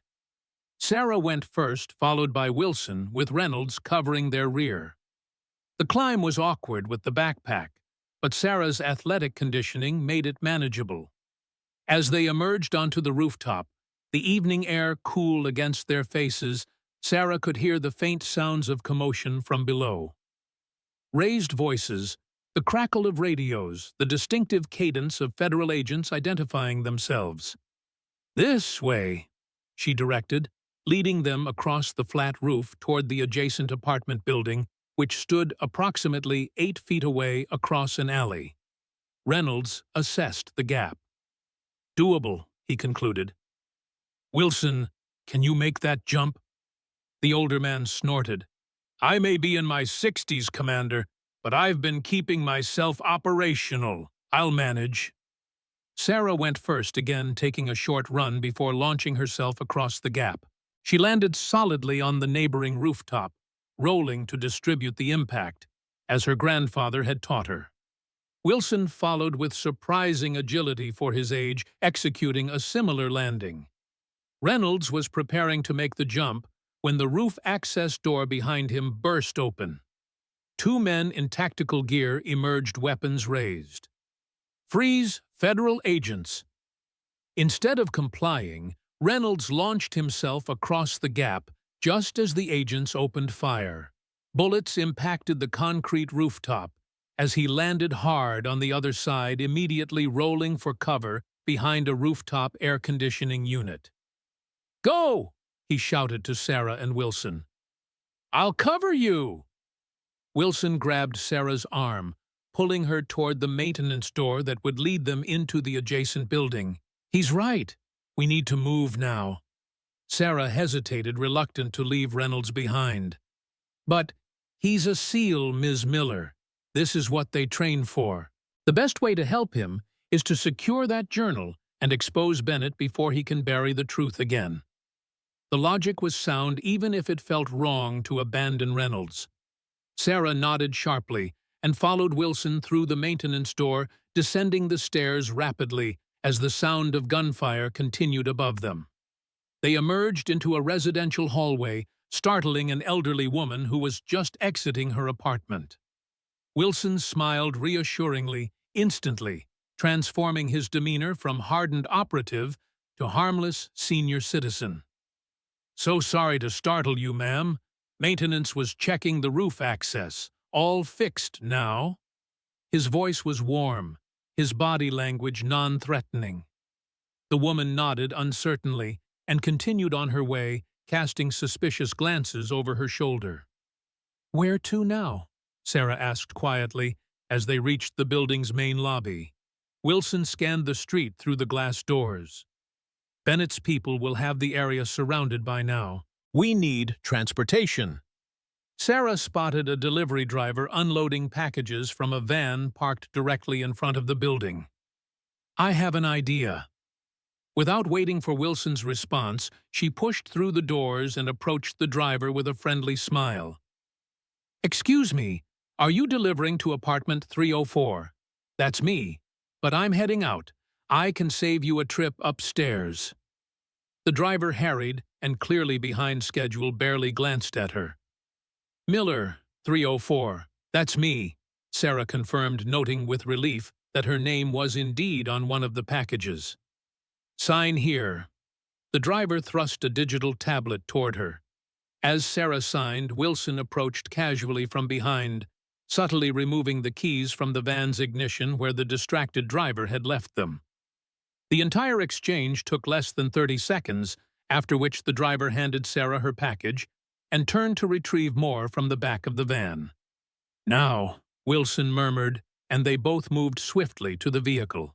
Wilson slid into the driver's seat, while Sarah took the passenger side. The engine started with a rumble, and Wilson pulled away from the curb before the confused driver could fully process what was happening. "Hey!" the man shouted, running a few steps after them before stopping in bewilderment. Wilson navigated through the residential streets with calm precision, avoiding main thoroughfares where roadblocks might be established. "We need to get clear of the immediate area. Then we'll abandon this vehicle and acquire less conspicuous transportation." Sarah nodded, her training kicking in, despite the surreal nature of the situation. "What about Reynolds? If he evades capture, he'll establish contact through secure channels," Wilson replied. "If not, well, Commander Reynolds strikes me as someone who can take care of himself in difficult situations." Sarah wasn't entirely satisfied with this assessment, but recognized the pragmatic reality. Her attention turned to the backpack in her lap containing her grandfather's journal and the secrets that had apparently set these events in motion. "Where are we going?" she asked. Wilson's expression remained focused on the road ahead. "Somewhere safe. Somewhere your grandfather and I established years ago as a fallback position if the truth about Eagle Falls and Somalia ever resurfaced." "And then what?" "Then," Wilson said grimly, "we open that journal and find the evidence needed to bring down Richard Bennett before he can acquire enough power to make himself untouchable." As they drove into the gathering darkness, Sarah felt as if she had crossed an invisible threshold, leaving behind the carefully constructed life she had maintained for the past 2 years, and stepping fully into the shadowy world her grandfather had prepared her for since childhood. Whether that preparation would be enough to survive what lay ahead remained to be seen. Colonel Richard Bennett paced the confines of the secure communications room, his weathered features set in an expression of controlled fury. The monitors before him displayed real-time updates from the field teams deployed to Sarah Miller's apartment complex, none of which contained the news he wanted to hear. "What do you mean, escaped?" he demanded into the secure phone. You had a full tactical team against 3 individuals, one of whom is a civilian woman. The response from the other end did nothing to improve his mood. Bennett terminated the call with a vicious jab at the screen and turned to face Captain Westfield, who had been observing the exchange with increasing concern. "This situation is rapidly deteriorating," Bennett stated flatly. "Miller Reynolds and an unidentified accomplice have evaded our security teams. Worse, they've acquired documentation that may compromise ongoing national security operations." Westfield frowned. What documentation exactly? I was led to understand this was about historical operations from the 1980s and 90s. How does that constitute a current national security threat? Bennett's expression remained carefully neutral, though a muscle twitched in his jaw. "The past informs the present, Captain. Certain historical operations have continuing implications for current intelligence protocols and relationships." "I see," Westfield replied, though his tone suggested he found the explanation less than satisfactory. "And Commander Reynolds' involvement, he's one of my most trusted officers." "Caught up in something he doesn't understand," Bennett dismissed, "or possibly compromised by his association with Miller. Either way, he's interfering with a classified DIA operation and will face appropriate consequences when apprehended." Westfield straightened his military bearing, becoming more pronounced. "With respect, Colonel, I find it difficult to believe that Reynolds would knowingly interfere with legitimate security operations. His record is exemplary." "Even exemplary officers can be misled by compelling narratives," Bennett countered smoothly. "Miller has clearly spun a convincing tale based on her grandfather's biased accounts." Before Westfield could respond, the secure phone chimed again. Bennett answered, listening intently before his expression hardened further. "Understood. Implement Protocol Obsidian immediately. Full surveillance, activation priority 1. He ended the call and turned to Westfield. "Captain, I need to commandeer additional resources from your security division. This situation has been escalated to a national security priority." "On whose authority?" Westfield challenged his patience, visibly wearing thin. Bennett withdrew a folded document from his inner pocket and handed it to the captain. "Director of National Intelligence, countersigned by the Secretary of Defense. I'm activating a joint task force with full operational autonomy." Westfield scanned the document, his expression growing increasingly troubled. This is extraordinarily broad authority, Colonel. Almost unlimited resources and minimal oversight. The threat justifies the response," Bennett stated, simply retrieving the document. "I'll establish my command center here unless you have objections." It wasn't truly a question, and both men knew it.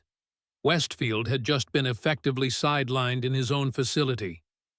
"No objections," the captain replied stiffly. "I'll inform my staff to provide whatever assistance you require." As Westfield departed, Bennett returned to the secure communications console, entering a series of access codes that connected him to a classified network few within the military or intelligence community knew existed. "Keystone secure," he stated once the connection was established. "Situation update. Ghost Eye's documentation has been compromised. Primary asset, James Miller, deceased. Secondary asset, Sarah Miller. Current status, fugitive, in possession of critical documentation. Accompanied by unknown accomplice and Naval Commander Jack Reynolds." He paused, listening to the response through his earpiece. "Yes, I understand the implications. Full containment protocol authorized. Primary objective, recover or destroy Ghost Eye's journal. Secondary objective, neutralize all parties with knowledge of its contents." Another pause. "Yes, including Reynolds. No witnesses, no loose ends." Bennett terminated the connection and stood motionless for a moment, staring at the satellite imagery of San Diego displayed on the main screen. Somewhere in that urban landscape, Sarah Miller was carrying documentation that could end his career and, worse, expose operations that the American public was never meant to know about. Operations that had been necessary regardless of their moral ambiguity or legal standing. Operations that had protected American interests when conventional approaches had failed. James Miller had been a complication, a skilled operator whose conscience had eventually overcome his conditioning. Bennett had managed that threat through careful monitoring and strategic pressure points. But Sarah Miller represented a different kind of danger, someone outside the system immune to the leverage that kept most potential whistleblowers in check. She would have to be dealt with permanently, along with anyone who aided her. Bennett activated a different communication channel. "This is Keystone. Activate all sleeper assets in the San Diego area. Priority target, Sarah Miller. Rules of engagement, unrestricted." As acknowledgments filtered in from various field teams, Bennett allowed himself a moment of grim satisfaction. The machinery he had spent decades building was now fully engaged. It was only a matter of time before Sarah Miller discovered that despite her grandfather's training, she was hopelessly outmatched against the resources he could bring to bear. What Bennett couldn't know was that his quarry had already connected with the one person who understood his methodologies intimately, because that person had helped develop them decades earlier before becoming their target. The abandoned ranch house stood silhouetted against the darkening sky, its weathered exterior blending seamlessly with the rugged terrain surrounding it. Located 30 miles east of San Diego in the sparsely populated backcountry, the property was officially owned by a shell corporation that, if traced diligently enough, would eventually lead to a deceased attorney who had once represented certain classified government interests. Wilson pulled the battered pickup truck, their third vehicle exchange since fleeing the apartment, onto the property via a nearly invisible access road. The truck's headlights were off Wilson, navigating solely by moonlight and memory. "This is it?" Sarah asked skeptically as they approached the dilapidated structure. "Doesn't look particularly secure." Wilson allowed himself a thin smile. "That's rather the point. Appearances can be deceiving, something your grandfather understood better than most." He parked behind the house, concealing the vehicle from casual observation from the main road, though the chances of random passers-by were minimal in this isolated location. "Stay alert," Wilson advised as they exited the truck. "This location hasn't been accessed in years. Need to make sure it hasn't been compromised." Sarah nodded instinctively, scanning their surroundings as her grandfather had taught her. The terrain offered multiple defensive advantages: clear lines of sight in all directions, elevated position relative to the approaching road, natural features that could provide cover if needed. Wilson led her to what appeared to be a cellar entrance at the rear of the house, rather than heading down the weathered wooden steps. However, he moved to a seemingly unremarkable section of the foundation wall and pressed a specific sequence of bricks. A soft click emanated from within the wall, and a section of the foundation swung inward, revealing a narrow passage descending into darkness. "Your grandfather's design," Wilson explained. "James always did have a flair for the theatrical when it came to operational security." He produced a flashlight and led the way into the passage, Sarah following close behind. The air was cool and dry, with a faint metallic scent that suggested sophisticated air filtration.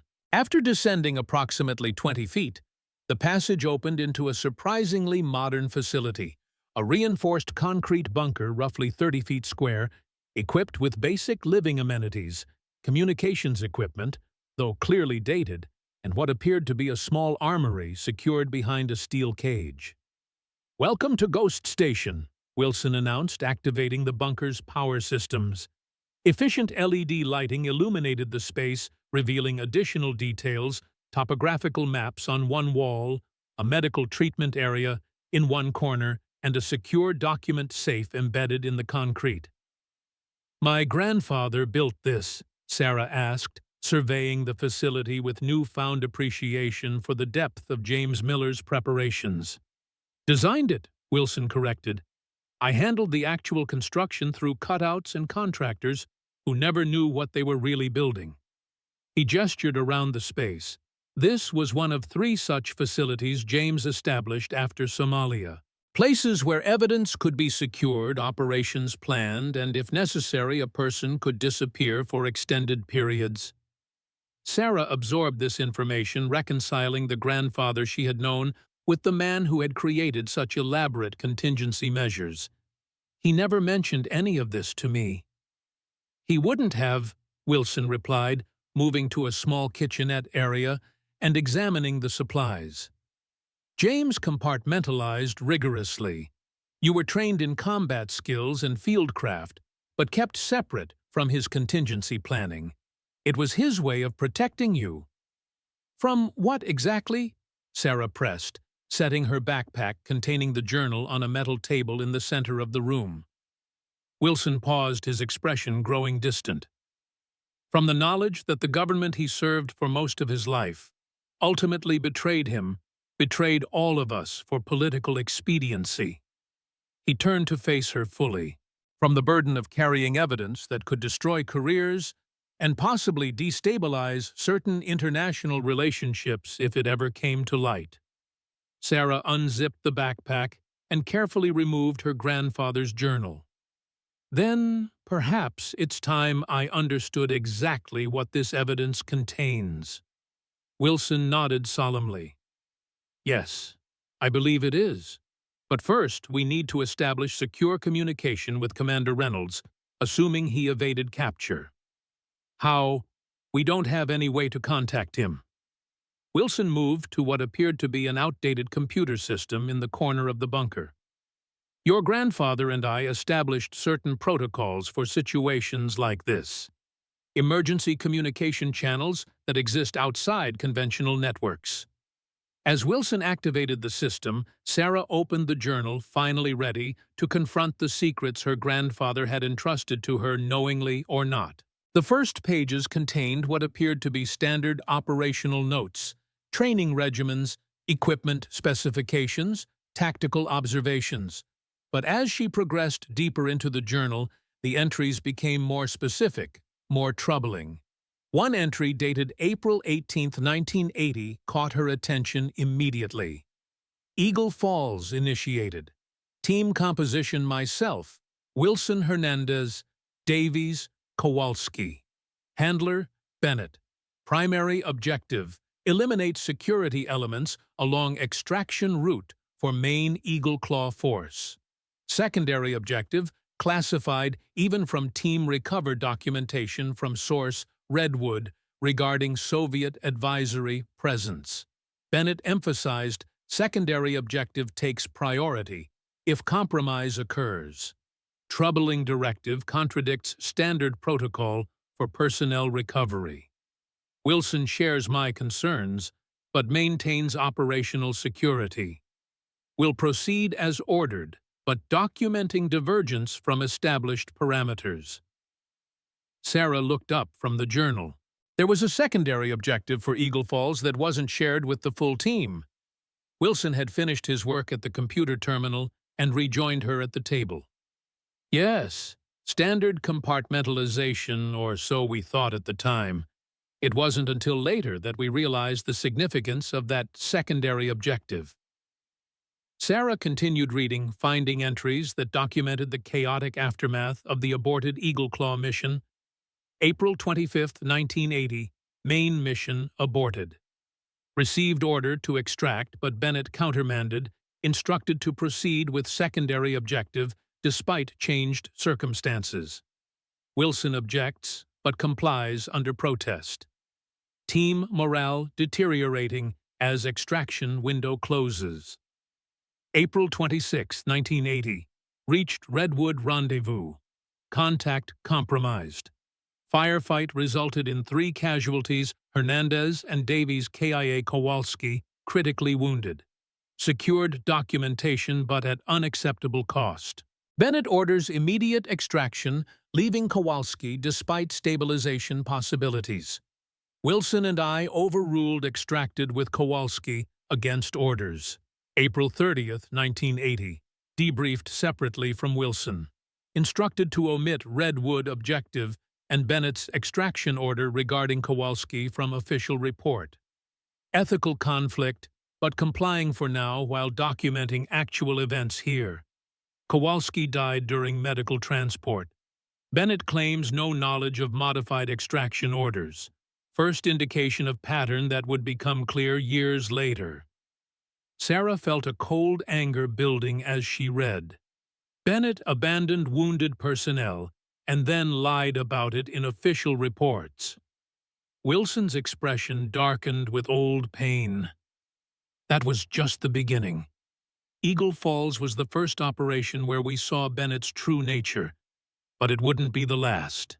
Sarah turned to later entries, finding references to operations throughout the 1980s.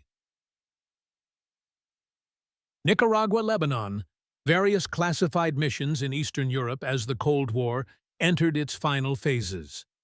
Throughout, her grandfather documented a pattern of increasingly questionable decisions by Bennett, particularly regarding intelligence sources and civilian casualties. Then she reached the entries regarding Somalia, dated early 1993, January 15, 1993, briefed for deniable operation in Mogadishu, extraction of intelligence asset with critical information on clan weapons supplies. Bennett handling personally despite his promotion to command staff, unusual involvement suggests non-standard parameters. Team composition. Wilson lead Matthews, Riley, Johnson, Parker, with myself as Overwatch Precision Fire Support. January 18, 1993. Mission parameters modified 24 hours before insertion. Additional objective added, secure documentation from assets residence before extraction. Bennett insists documentation contains evidence of weapons transfers that could compromise ongoing UN humanitarian mission. Timing extremely tight with new objective. Wilson objects, but is overruled. Sarah continued reading, her heart rate accelerating as the journal documented the disastrous outcome, January 20th, 1993. Operation catastrophically compromised. Ambush at both insertion point and asset location suggests prior knowledge of our movement plan. Wilson's team entered main compound while I maintained overwatch from adjacent structure. Observed multiple hostile forces converging with coordinated precision, inconsistent with local militia capabilities. Attempted to warn Wilson, but communications jammed. Precision fire eliminated 8 hostiles, but team overwhelmed by superior numbers. Observed Matthews, Riley, Johnson killed in initial assault. Wilson and Parker captured. Maintained position until nightfall, then attempted infiltration to determine status of survivors. Located Wilson and Parker in basement detention area.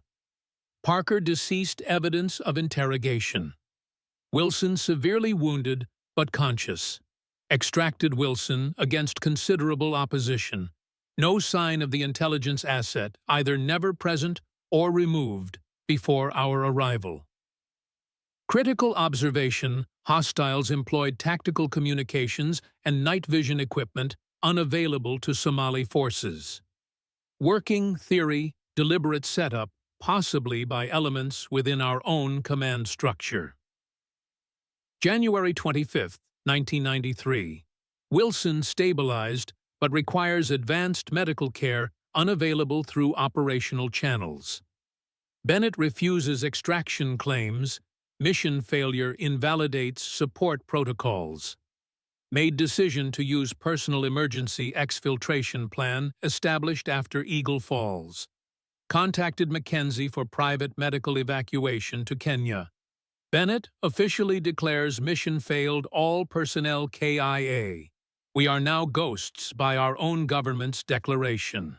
The question remains, why send us into an ambush? What was in that documentation that was worth sacrificing an entire team? Sarah looked up from the journal, her hands trembling slightly.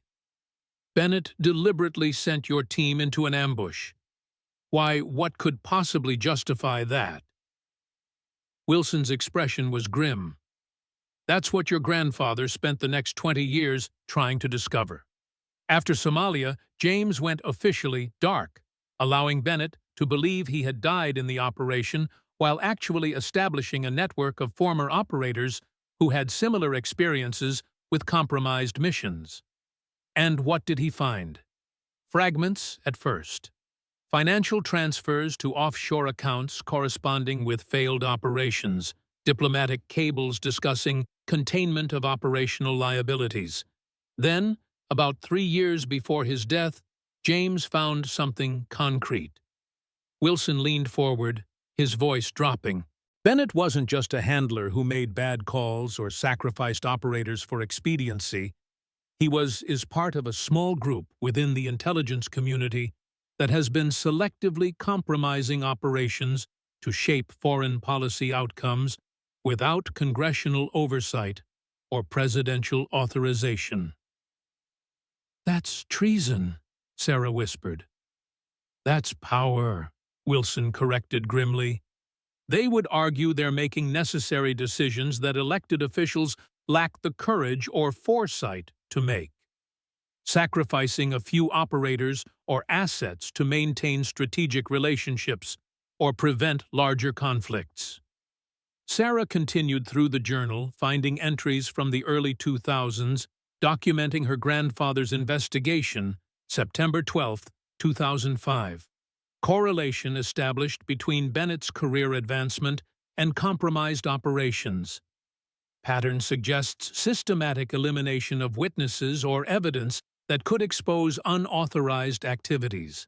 Network now identifies 14 operations between 1978 to 2001 with similar characteristics: inexplicable, intelligence failures, convenient elimination of key witnesses, subsequent policy shifts benefiting specific foreign or corporate interests. November 30th, 2005. Contact from Wilson confirms Bennett now operating with tacit approval from elements within Director of National Intelligence Office. Official accountability mechanisms compromised. Conventional whistleblowing channels no longer viable. Alternative approach required. March 15, 2006.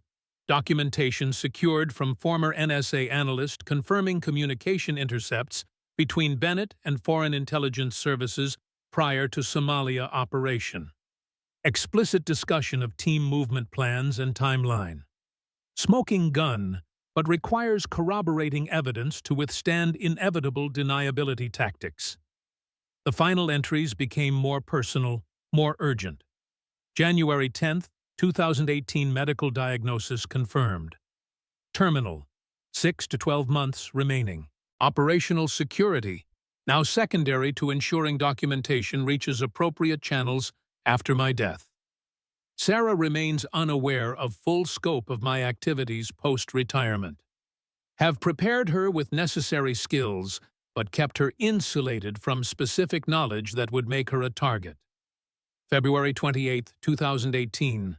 Contacted Wilson through emergency protocol. Arranged final contingency planning.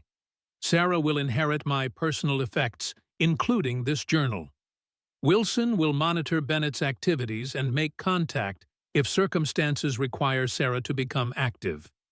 Regret necessity of involving her, but alternatives exhausted. May 15, 2018. Final entry. Bennett's nomination for undersecretary position delayed, but likely to proceed within 5 to 7 years based on current political trends. Once he achieves cabinet-level authority, accountability becomes virtually impossible. This journal, combined with Wilson's testimony and the Redwood documentation, constitutes complete evidence package required for prosecution. To Sarah, if you're reading this, I'm sorry for the burden this places on you. The training wasn't just for your protection, It was preparation for this moment. Trust Wilson. Trust your instincts. And remember that sometimes the only way to honor your country is to expose those who betray its principles while claiming to protect them. Sarah closed the journal, emotion threatening to overwhelm her composure. The grandfather she had idolized had been carrying this burden alone for decades, preparing her for a role she never knew she might have to fill. "He knew," she said softly. "He knew that someday I might have to finish what he started." Wilson nodded solemnly. James hoped it wouldn't come to that. He established multiple contingency plans, alternative channels for the evidence to emerge. But Bennett has been methodically eliminating those options over the years. When we received intelligence about his impending nomination for a cabinet position, I knew we had to act. So the attack on the naval base today? Bennett attempting to secure any documentation that might connect him to Eagle Falls or Somalia, Wilson confirmed. He likely had no idea you were there or that you possessed the journal. That was an unfortunate coincidence, or perhaps fate. Sarah considered this. But how did he know to look at Coronado in the first place? Wilson frowned. That's the question that troubles me most. Someone must have tipped him off about a connection between your grandfather's documentation and the naval base. But who knew you were there, or that you were James Miller's granddaughter? Before Sarah could respond, a soft beeping emanated from the computer terminal Wilson had activated earlier. He moved swiftly to the system, checking the incoming communication. "It's Reynolds," he announced, relief evident in his voice. "He evaded Bennett's people and is requesting rendezvous coordinates." "Can we trust him?" Sarah asked, newly cautious after what she had learned. Wilson considered the question. "Your grandfather was an excellent judge of character. If he trusted you to recognize allies, then I'm inclined to trust your assessment of Reynolds. What's your instinct?" Sarah thought about the SEAL commander, his actions during the attack, his protection of her afterward, his willingness to challenge Bennett's narrative rather than accepting it at face value. "I think we can trust him," she decided. "At least enough to bring him in and assess his reaction to what we've discovered." Wilson nodded. "Then let's arrange the rendezvous, but with appropriate security protocols." As Wilson began encrypting the response to Reynolds, Sarah returned to the journal, examining some of the operational details more closely. One reference in particular caught her attention: repeated mentions of something called redwood documentation that her grandfather considered central to exposing Bennett's activities. "Wilson," she called, "what exactly is the redwood documentation? My grandfather mentions it repeatedly, but never specifies what it contains." Wilson finished his communication task before answering, his expression grave. Redwood was a code name for a Soviet defector during the late Cold War period, a high-level KGB officer who was providing intelligence on Soviet operations in the Middle East. The documentation he provided during the Eagle Falls operation included evidence of a separate channel of communication between certain American officials and the KGB operating outside official diplomatic or intelligence protocols. "Bennett was working with the Soviets?" Sarah asked, shocked. "Not exactly working with them," Wilson clarified. "More like selectively trading information to shape outcomes in ways that served particular interests. Sometimes American interests, sometimes private or corporate interests, occasionally foreign interests, when it aligned with their long-term objectives. The documentation provided proof that operations were being compromised not due to intelligence failures, but by deliberate design." Sarah processed this revelation, the implications staggering. And in Somalia, by 1993, the Soviet Union had collapsed, but the same methodology continued with different players. The Somalia operation was compromised to prevent exposure of unauthorized weapons transfers to certain clan leaders, transfers that Bennett and his associates had facilitated to maintain control over regional resource development. "Where is this redwood documentation now?" Wilson's expression tightened. "That's the final piece of the puzzle. Your grandfather separated the evidence for security purposes. The journal documents the pattern and provides his first-hand testimony. I can provide corroboration for the Somalia operation, but the original redwood documentation, the physical proof of the unauthorized communications channel, is in a secure location known only to your grandfather." "But he's gone," Sarah said, frustration evident in her voice. "Yes, but he would have left a way for you to find it," Wilson assured her. "James Miller never created a security protocol without a redundancy, and he never established a contingency without ensuring the right people could activate it when necessary." Sarah returned to the journal, leafing through it more carefully now, looking for any clue or hidden message her grandfather might have left. As she neared the final pages, she noticed something unusual.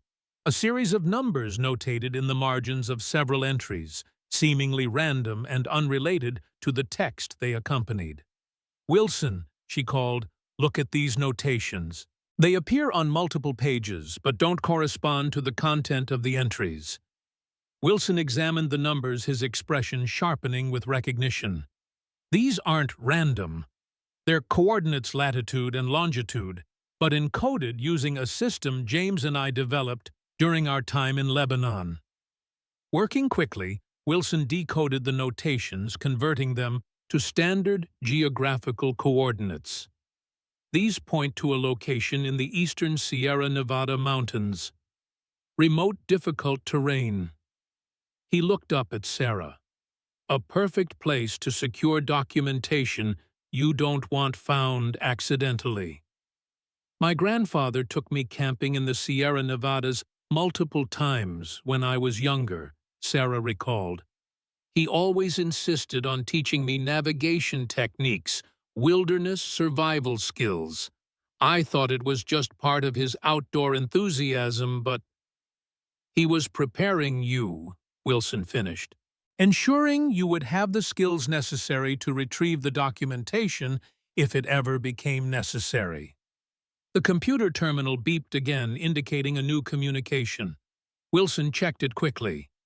"Reynolds has acknowledged the rendezvous instructions. He'll meet us at the fallback position in 3 hours." Sarah nodded, her mind racing as she processed everything she had learned and the implications for what lay ahead. "So, what's our next move?" Wilson's expression was resolute. "We secure the redwood documentation. Without it, the journal and my testimony won't be enough to counter Bennett's influence and resources. He'll simply deny everything, classify our claims as the delusions of disgruntled former operators, and continue his ascent to power. And with the documentation, with complete evidence, we can approach certain congressional oversight committees, specific journalists with reputations for integrity, and a few remaining intelligence officials not compromised by Bennett's network." Wilson's eyes reflected decades of patient planning. "Your grandfather established the groundwork for this contingency years ago. The channels exist. We just need the complete evidence package to activate them." Sarah closed the journal, a sense of clarity and purpose settling over her. The invisible woman who had spent years maintaining shooting ranges for Navy SEALs was stepping fully into the role her grandfather had prepared her for, not just as a skilled marksman, but as the carrier of truth that powerful forces had spent decades trying to bury. "Bennett won't stop coming after us," she observed. "No," Wilson agreed grimly. "Once he realizes we have the journal and are pursuing the redwood documentation, he'll deploy every resource at his disposal. The next 48 hours will determine whether your grandfather's final mission succeeds or fails." As if to emphasize his point, the bunker's perimeter alarm suddenly activated a silent flashing light, indicating movement on the property above. "Company," Wilson said tersely, moving swiftly to the surveillance system. multiple vehicles approaching from the main road. Sarah joined him at the monitor, watching as 3 black SUVs with government plates made their way up the access road toward the abandoned ranch house. "Bennett works quickly," she observed, her voice steady, despite the surge of adrenaline. "How did they find us so fast?" Wilson's expression darkened. "The better question might be, who led them here?" As the vehicles deployed tactical teams in a standard search pattern around the property, Sarah and Wilson exchanged a grim look. The confrontation with Bennett's forces and the truth about who might have betrayed their location would come sooner than either had anticipated. The chase for the Redwood documentation and the final proof of a decades-long conspiracy had officially begun. "Secondary exit tunnel," Wilson announced, moving swiftly to what appeared to be a solid concrete wall. He pressed a concealed panel, revealing a recessed handle. "Your grandfather insisted every fallback position have at least 2 escape routes." Sarah was already gathering essential supplies, the journal, weapons, communications equipment, and basic survival gear, and stowing them in a tactical backpack. "What about Reynolds?" she asked. "He's heading to the rendezvous point, expecting to meet us." Wilson's expression hardened as he pulled the handle, revealing a narrow passage beyond the false wall. "That's assuming Reynolds isn't the one who led them here." "You think he betrayed us?" Sarah couldn't keep the disbelief from her voice. "I think we can't rule out any possibilities." Wilson checked the surveillance feed one final time. "Bennett's teams are conducting a standard search pattern of the main house. We have maybe 5 minutes before they locate the bunker entrance." Sarah hesitated, unwilling to abandon Reynolds if he was truly an ally. "We need to warn him at least. If he's legitimate and walks into a trap—" Wilson considered this, then nodded sharply. "You're right. Your grandfather would say the same." He moved to the communications terminal and typed rapidly, sending an encrypted message to the emergency channel. "If Reynolds is compromised, Bennett already knows our fallback protocols. If he's not, then we're giving him a fighting chance," Sarah finished. With the message sent, they entered the escape tunnel, a narrow passage reinforced with steel and concrete, barely wide enough for a person to traverse. The air was stale but breathable, suggesting the ventilation system remained functional despite years of disuse. "This leads to a drainage culvert approximately half a mile from the property," Wilson explained, as they moved through the darkness, their way illuminated only by small emergency lights embedded in the floor. "From there, we'll need to reach alternate transportation and head east." "East?" Sarah questioned.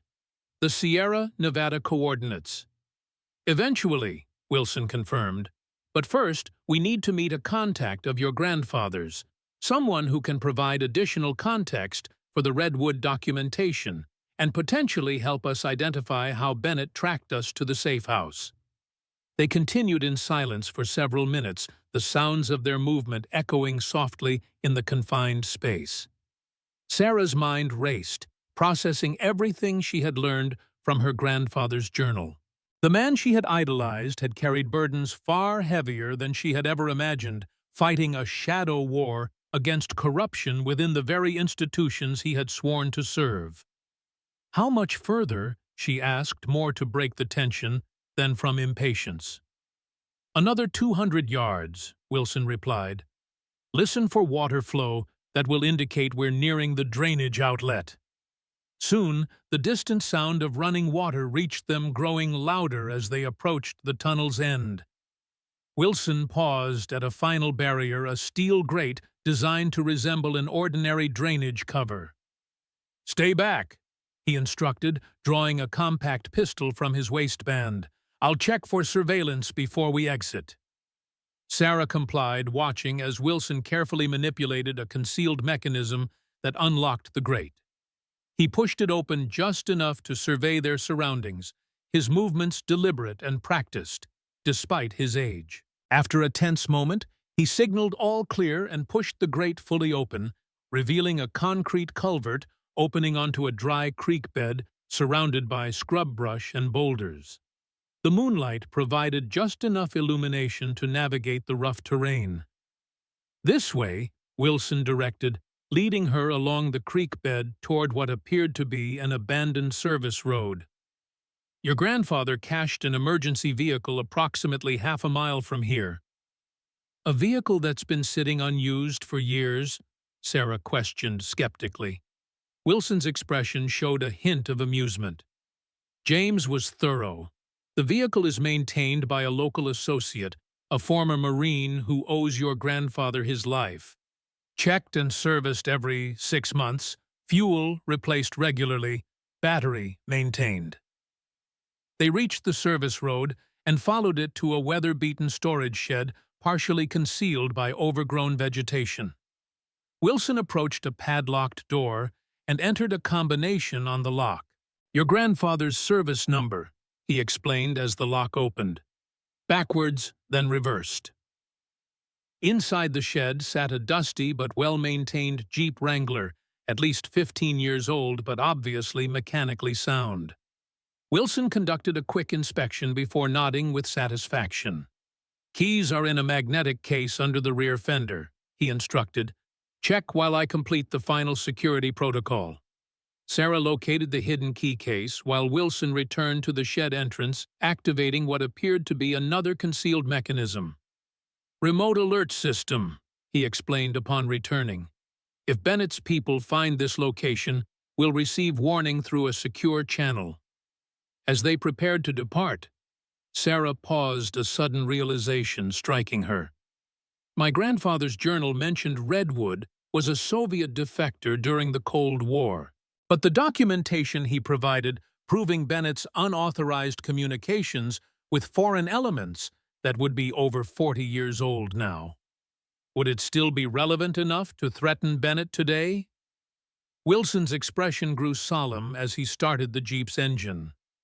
"The Redwood documentation isn't just historical, Sarah. It's the first link in a chain of evidence that spans decades. What began as unauthorized communications with Soviet intelligence evolved into something far more extensive after the Cold War, ended a shadow network of influence operating across multiple agencies and administrations." He guided the vehicle onto a barely visible trail leading away from the service road. "Bennett and his associates have been selectively compromising operations, manipulating intelligence, and eliminating threats to their power for over 40 years. The Redwood documentation proves it didn't begin as rogue individuals making bad calls under pressure. It was a deliberate, systematic effort from the very beginning."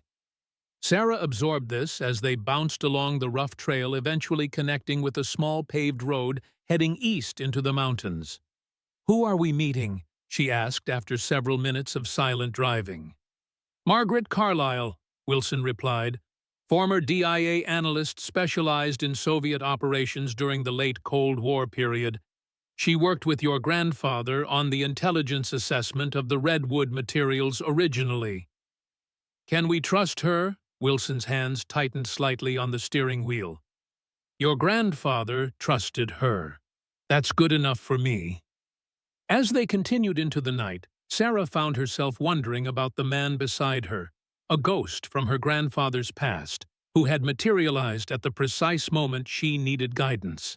Wilson had known exactly where to find her grandfather's journal, had access to secure facilities and communications channels established decades earlier, and navigated this shadow world with the confidence of someone who had never truly left it. "How did you survive?" she asked suddenly. "After Somalia, my grandfather's journal said you were severely wounded." Wilson was silent for a long moment before responding. "James got me out against impossible odds. Arranged private medical care in Kenya through contacts outside official channels. Bennett had already declared us KIA, so technically, I no longer existed. And afterward, recovery took nearly a year. By then, James had established the beginnings of what would become our contingency network. Former operators, intelligence analysts, and support personnel who had either witnessed similar compromised operations or had access to evidence of the pattern. Wilson's voice carried the weight of decades spent in the shadows. I became the field component, while your grandfather managed the intelligence gathering and documentation. We were building a case, piece by piece, that could eventually expose Bennett and his entire network. But something went wrong, Sarah surmised. Wilson nodded grimly. About 10 years ago, Bennett somehow identified several members of our network. 3 former operators died in accidents within a 6-month period. 2 intelligence analysts disappeared completely. James and I realized we'd been compromised, not completely, but enough to force us deeper underground. That's when my grandfather fully retired to Montana, Sarah realized. When I was in college. He said it was for his health, but it was protective isolation, Wilson confirmed. Minimizing his digital footprint, operating only through secure cutouts, focusing on documenting everything while I maintained what remained of our field network. They fell silent again as Wilson navigated a particularly treacherous stretch of mountain road. Sarah's mind turned to Commander Reynolds, wondering if he had received their warning message, and whether he was truly an ally or another element in Bennett's expansive web of influence. Colonel Richard Bennett stood before the main tactical display, his weathered features set in an expression of controlled fury. The screen showed satellite imagery of the abandoned ranch property, with tactical teams reporting in real time as they completed their search. "Confirm again," he demanded of the team leader. The bunker was empty. "Yes, sir," came the response through the secure channel. Evidence of recent occupation power systems, active supplies, disturbed. But no sign of Miller or Wilson. We located a tunnel system extending beyond the property perimeter. Teams are tracking the exit point now. Bennett slammed his fist against the console, startling the junior intelligence officers working nearby. The situation was deteriorating rapidly.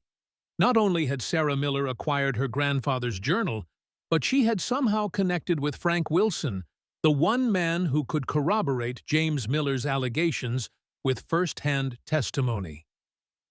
"Sir," a communications specialist interrupted, "we've intercepted a partial encrypted transmission from the bunker's systems. It was sent approximately 10 minutes before our teams breached the facility." "Content," Bennett demanded. "Encrypted using an obsolete DIAP call. We're working on decryption now, but preliminary analysis suggests it was directed to a mobile receiver within 30 miles of the location." Bennett's eyes narrowed. "Reynolds." "Sir." The message was intended for Commander Reynolds. Bennett turned to his second-in-command, a severe-looking woman in civilian attire. "Activate the tracking protocol on Reynolds's phone and vehicle immediately. If he received that message, he'll lead us straight to Miller and Wilson." "Already done, sir," the woman replied efficiently. "Last signal placed him moving east on Highway 8 approximately 40 minutes ago. Signal then terminated, likely the phone was destroyed or the battery removed." Bennett considered this information, his tactical mind assessing implications and contingencies. "They're heading for the mountains. The question is why?" He paced the command center, thinking aloud. "Miller has the journal. Wilson provides corroborating testimony. What else would they need?" The answer struck him with sudden clarity. The Redwood documentation. James Miller would have secured it separately from his personal records. He turned to his team. "New priority: identify any property or secure storage locations owned by James Miller or his known associates in the eastern Sierra Nevada region." "And that's a substantial geographic area, sir," one of the intelligence analysts observed, "without more specific parameters." "Then find me those parameters," Bennett snapped. "Check land records, tax filings, utility connections, anything that might indicate a location significant to Miller, and get me everything we have on Margaret Carlyle." The mention of the name caused a ripple of reaction among the senior staff present. One of the intelligence officers looked up sharply. "Carlyle, sir, I thought she was deceased." "Officially, yes," Bennett replied coldly, "just like Wilson was officially killed in Somalia. We can't afford to make assumptions at this point." As his team scrambled to execute his orders, Bennett moved to a secure communication terminal and initiated a connection to an unlisted number. "Situation update," he stated without preamble when the connection was established. "Miller and Wilson have evaded initial containment efforts. Evidence suggests they're pursuing the Redwood documentation." The voice that responded was distorted by encryption algorithms, revealing nothing about the speaker's identity. "This is an unacceptable development, Richard. The nomination hearing is scheduled for next month. Any complications must be eliminated immediately." "I understand the timeline," Bennett replied, a rare edge of defensiveness in his tone. "But we're dealing with contingency measures established by James Miller, one of the most thorough operational planners in agency history. He prepared for this scenario extensively." "Then perhaps you should have eliminated those contingencies years ago, as recommended." Bennett's jaw tightened at the implied criticism. Miller was more valuable alive and monitored than eliminated and martyred. His network was contained, his evidence isolated. Until now. And how did this containment failure occur exactly? "We're still determining the precise sequence," Bennett evaded. "Current priority is recovering or neutralizing all elements of Miller's evidence package before they can be consolidated and distributed." "See that you do," the voice replied coldly. "The Oversight Committee has invested too much in your advancement to have it derailed by ghosts from Eagle Falls. Complete authorization for all necessary measures is granted. No restrictions, no witnesses." "Understood," Bennett acknowledged, terminating the connection.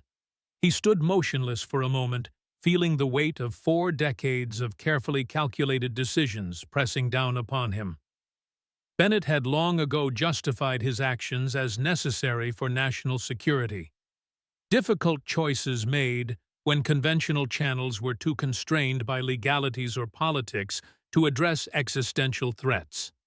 The fact that those choices had also advanced his career and increased his influence was in his mind merely a beneficial side effect of placing the right person in positions of appropriate authority. The fact that certain operations had been compromised, certain assets sacrificed, was simply the cost of maintaining American interests in an unforgiving world.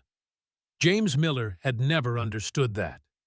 For all his operational brilliance, Miller had remained bound by outdated concepts of honor and transparent accountability that had no place in modern intelligence work. His insistence on documenting irregularities and ethical concerns had transformed him from a valuable asset into a potential liability. And now his granddaughter, trained in his methods, but untainted by the system's compromise mechanisms, threatened to expose 40 years of necessary shadows to the disinfecting light of public scrutiny. Bennett returned to the tactical display, his resolve hardening. "Expand the search parameters. I want surveillance on every road trail and passage through the eastern mountains. Alert TSA Border Patrol and State Police with appropriate cover stories." He paused, then added, "And put Commander Reynolds on the priority target list. If he's aiding Miller, he's now classified as a direct threat to national security." As his orders were relayed to the expanding containment operation, Bennett permitted himself a moment of grim satisfaction. He had faced threats to his position before, had eliminated obstacles far more formidable than a range maintenance specialist and a ghost from Somalia. Sarah Miller would soon learn what happened to those who challenged the systems that truly governed American power. Commander Jack Reynolds drove with mechanical precision, his trained senses constantly scanning for surveillance or pursuit as he navigated the winding mountain highway. The motorcycle he had acquired, purchased with cash from a private seller after abandoning his compromised vehicle, handled the curves with responsive agility. The encrypted message from Wilson had reached him just in time, warning of a potential ambush at the original rendezvous point. Reynolds had immediately changed course, destroyed his phone, and implemented the alternate contact protocol specified in the message. As a SEAL commander, Reynolds was accustomed to adapting to changing tactical situations.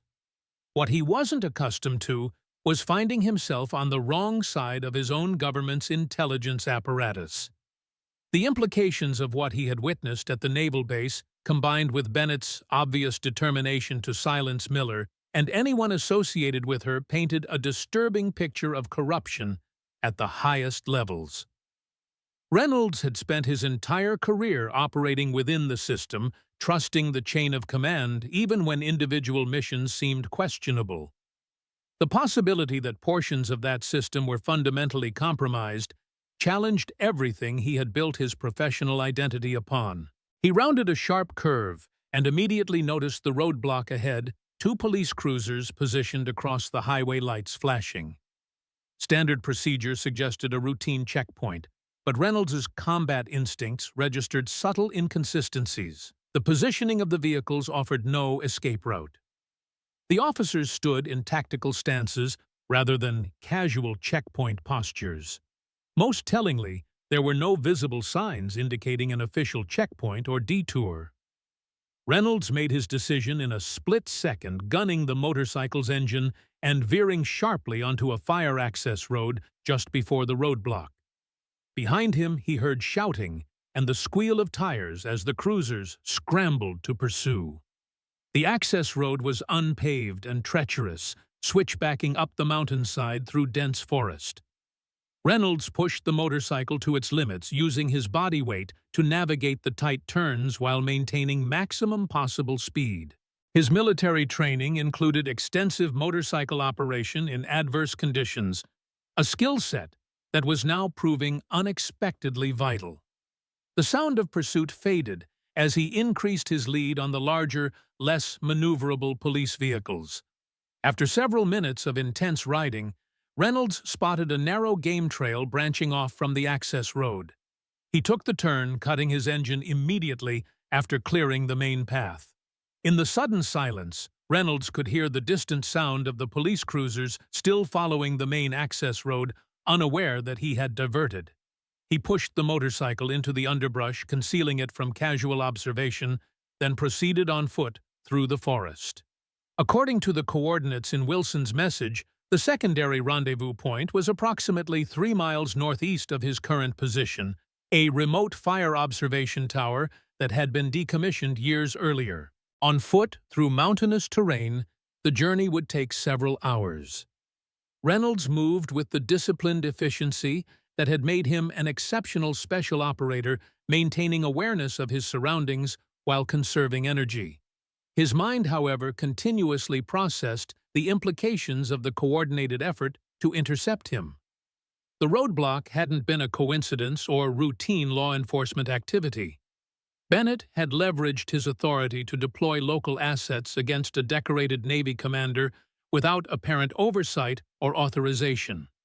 That level of operational autonomy suggested either extraordinary emergency powers or a system of influence that circumvented normal chains of command.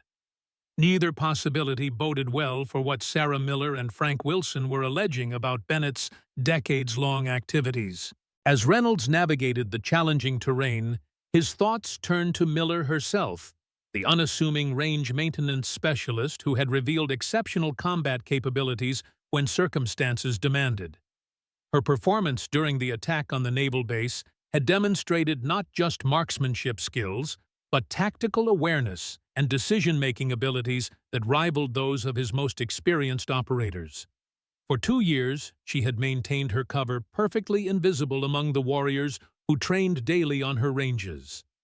Reynolds couldn't help but respect both her discipline and her purpose, carrying forward her grandfather's legacy while developing the skills necessary to complete his mission if required.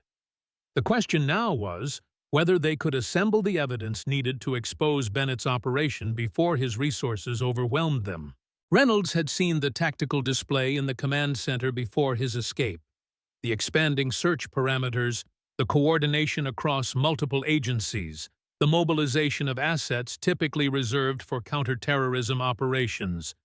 Bennett was bringing the full weight of his influence to bear, which meant their window of opportunity was rapidly closing.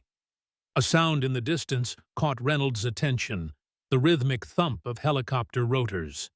He immediately sought cover beneath a dense canopy of pine trees, minimizing his thermal signature as the aircraft approached. Through gaps in the foliage, Reynolds identified a military helicopter, not standard search and rescue, but a specialized variant used by certain intelligence agencies for surveillance operations. The aircraft moved in a methodical search pattern across the mountainside, its advanced imaging systems capable of detecting heat signatures and movement even through moderate forest cover. Reynolds remained motionless until the helicopter passed beyond his position, then resumed his journey with heightened caution. The deployment of such specialized assets confirmed his suspicions. Bennett had classified this as a national security operation, granting him access to capabilities far beyond normal law enforcement resources. As darkness deepened across the mountains, Reynolds calculated he had covered approximately half the distance to the rendezvous point. The challenging terrain and need for stealth had slowed his progress, but he estimated he would reach the observation tower shortly after midnight. What he would find there, allies, enemies, or an empty outpost, remained to be seen. But for now, his course was clear: reach the rendezvous, connect with Miller and Wilson if possible, and help secure the evidence needed to expose whatever corruption had taken root within the system he had served faithfully for his entire career. Some missions weren't about following orders, Reynolds reflected as he continued through the darkness. Some were about honoring the deeper principles those orders were meant to serve. The small cabin was barely visible from the narrow mountain road, its weathered exterior blending with the surrounding pines and boulders. A single light burned in the front window, casting a warm glow that contrasted with the pitch darkness of the surrounding wilderness. Wilson parked the Jeep in a natural depression behind the cabin, concealing it from casual observation. "We walk from here," he instructed.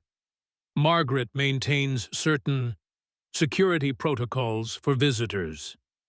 Sarah nodded, collecting her backpack containing her grandfather's journal and following Wilson along a barely discernible path toward the cabin. Despite the apparent isolation, she noted subtle security measures as they approached: motion sensors, disguised as rocks, infrared cameras, concealed in tree branches, and what appeared to be pressure plates beneath certain sections of the path. "Stop," Wilson commanded softly when they were approximately 50 yards from the cabin. He removed a small device from his pocket and entered a sequence of numbers. "Disarming the perimeter alerts. Margaret would be notified of our approach otherwise." "Seems like excessive security for a retired analyst," Sarah observed. Wilson's expression remained grim.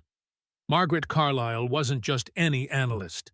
She was the DIA's foremost expert on Soviet active measures and psychological operations. When she identified inconsistencies in certain intelligence assessments involving Redwood, she became a potential liability to Bennett's operation. What happened? Official records state she died in a house fire in 1996. The reality is, your grandfather extracted her after receiving warning of a planned accident. She's been living off the grid ever since, continuing to analyze intelligence through a network of former colleagues who share her concerns about institutional corruption. They reached the cabin door, and Wilson knocked in a distinctive pattern: 3 rapid taps, pause, 2 taps, pause, 3 taps. After a moment, the sound of multiple locks disengaging came from within, and the door opened to reveal an elderly woman with sharp blue eyes and silver hair, cut in a practical short style. "You're late, Frank," she stated matter-of-factly, her gaze immediately shifting to assess Sarah. "And you've brought James's granddaughter. Circumstances must be deteriorating faster than anticipated." "Bennett's launched a full containment operation," Wilson confirmed as they entered the cabin. "He knows about the journal and suspects we're after the Redwood documentation." Margaret Carlyle secured the door behind them, re-engaging an impressive array of locks and security systems. The cabin's interior was surprisingly modern compared to its rustic exterior. Advanced communications equipment occupied one corner, multiple computer systems hummed efficiently on a large desk, and the walls were covered with maps, photographs, and what appeared to be intelligence assessments in various stages of completion. "So," Margaret said, turning her penetrating gaze on Sarah, "you've finally learned what your grandfather was really preparing you for." Sarah met the older woman's eyes directly. "I'm still learning.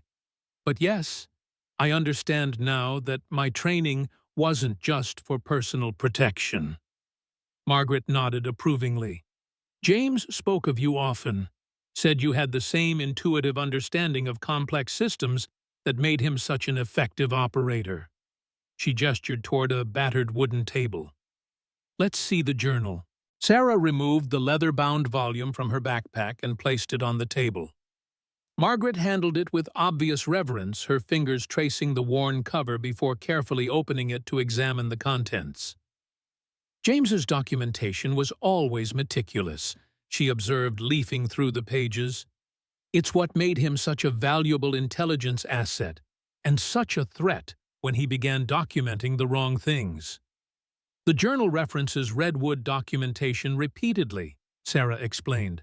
"Apparently, it provides proof of unauthorized communications between Bennett and Soviet intelligence during Operation Eagle Falls." Margaret looked up sharply. "It's far more than that. The Redwood material James secured includes comprehensive evidence of a shadow network operating within multiple intelligence agencies since the late 1970s. Communications, financial transfers, operational sabotage.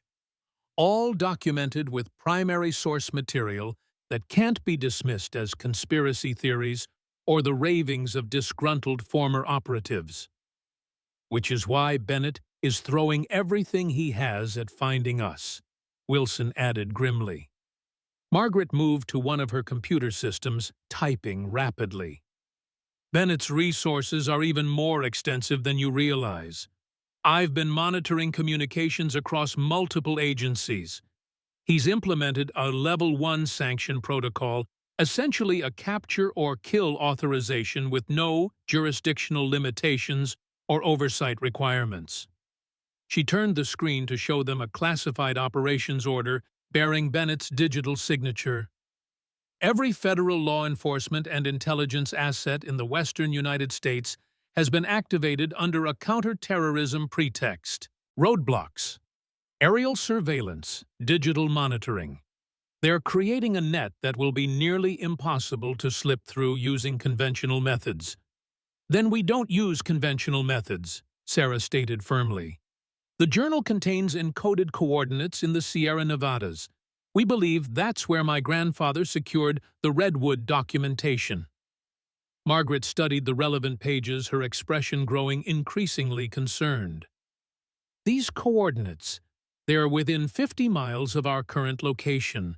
If Bennett's analysts decode them as you have—" "They will," Wilson interrupted. "It's only a matter of time. We need to move immediately." "There's a complication," Margaret said, returning to her computer. "The location indicated by these coordinates has been under surveillance for the past 72 hours. Not Bennett's people, private security contractors working for Meridian Resource Development." "What's Meridian's connection to this?" Wilson demanded. Margaret's expression darkened. "Meridian is a front company established in the mid-1980s, primarily funded through black budget allocations, channeled through multiple cutouts. Its official purpose is resource assessment and acquisition in politically sensitive regions. Its actual purpose is providing operational support and financial infrastructure for Bennett's unauthorized activities. She displayed satellite imagery showing a remote mountain location with what appeared to be a small research station. Several vehicles were visible, along with armed personnel establishing a perimeter. This surveillance began 3 days ago before the attack on the naval base, before you recovered the journal, Margaret continued. Which means Bennett already knew about the Redwood documentation's location. Sarah finished the implications sinking in. But how my grandfather never told anyone except Wilson. A heavy silence fell over the cabin as the three of them processed the disturbing conclusion. Finally, Wilson spoke, his voice tight with controlled anger. We have a leak. Someone who knew about James's contingency plans. Someone who's been feeding information to Bennett, possibly for years. But who? Sarah pressed. The only people who knew about the journal were you and my grandfather. Wilson's expression hardened. And whoever your grandfather might have confided in during his final months. He was dying, Sarah. People in that situation sometimes seek closure, make confessions, tie up loose ends. We need to focus on the immediate tactical situation, Margaret interrupted. If Bennett's people are already at the Redwood location, our priority must be determining whether the documentation is still secure. She returned to the satellite imagery enhancing specific sections. The structure at these coordinates is a former U.S. Geological Survey research station decommissioned in the late 90s. Your grandfather acquired it through a series of shell companies approximately 15 years ago. That fits with when he began consolidating his documentation, Wilson noted, after the third attempt on his life. Margaret nodded. The facility includes a reinforced underground level originally designed for seismic monitoring equipment. If James secured the Redwood documentation there, it would likely be in a concealed vault or safe room within that underground structure. So even if Bennett's people have found the location, they might not have accessed the documentation yet. Sarah surmised hope edging into her voice. Possibly, Margaret acknowledged. But with their resources, and James no longer alive to implement countermeasures, it's only a matter of time. Wilson studied the satellite imagery with a tactician's eye. 8 visible personnel, likely more inside the structure. Standard private military contractor deployment pattern. These aren't just security guards. They're former special operations, well-equipped and well-trained. We'd need a small army to breach that perimeter conventionally, Margaret observed, or one exceptionally skilled shooter with the right support, Wilson countered, glancing at Sarah. James trained you for exactly this scenario, whether you realized it or not. Precision elimination of security elements, tactical infiltration, secure extraction of high-value intelligence. Sarah felt the weight of her grandfather's expectations settling on her shoulders. Everything in her life, the countless hours on shooting ranges, the fieldcraft training disguised as wilderness survival skills, the engineering education that gave her understanding of security systems had been preparation for this moment. I can do it, she stated simply. But I'll need proper equipment, detailed facility layouts, and a diversion to thin their security cordon. Margaret was already moving to a locked cabinet in the corner of the cabin. James left certain resources here for contingency purposes. I believe you'll find them adequate for your requirements. The cabinet contained an impressive array of specialized equipment, a disassembled precision rifle in a custom-case tactical clothing communications gear, and various infiltration tools. Each item was meticulously maintained despite years of storage, typical of her grandfather's thorough approach to contingency planning. As Sarah examined the equipment, Wilson and Margaret conferred over the satellite imagery identifying approach vectors and security vulnerabilities. Their discussion was interrupted by a soft alert tone from one of the perimeter sensors. "Someone's approaching from the northwest," Margaret announced, checking a security monitor. "Single individual on foot, moving with tactical awareness." Wilson immediately drew his sidearm, positioning himself with line of sight to the cabin's front entrance. "Bennett's people." Margaret studied the thermal image on her security display. "Unlikely. This is a single operator, no visible support team. Bennett would deploy at least a 4-person tactical element for a capture operation." "Reynolds," Sarah suggested. "The rendezvous coordinates we sent him weren't far from here." "Or a scout for a larger force," Wilson countered. "We can't afford assumptions at this point." Margaret activated an external speaker system. "Unidentified individual approaching from the northwest. You have entered a secured area. Identify yourself immediately." Through the security feed, they watched as the figure stopped, then deliberately raised both hands to show they were empty. "Commander Jack Reynolds, United States Navy," came the clear response. "I'm alone and unarmed. Sarah Miller sent me coordinates for rendezvous." Margaret looked to Sarah questioningly. Sarah nodded, though not without reservation. "Let him approach, but maintain security protocols until we can verify his intentions." As Reynolds was guided through the security perimeter by Margaret's instructions, Sarah couldn't shake a growing sense of unease. Someone had compromised her grandfather's carefully constructed security measures. Someone had given Bennett information that only a trusted insider would possess. The question that burned in her mind as they prepared to retrieve the Redwood documentation was a chilling one. Was Jack Reynolds truly an ally in their fight against corruption, or the final piece in Bennett's plan to eliminate the last evidence of his decades-long betrayal? Margaret's cabin had transformed into an impromptu operations center. Maps, satellite imagery, and facility schematics covered every available surface. As the four of them, Sarah Wilson Reynolds and Margaret, finalized their approach to the Redwood documentation site.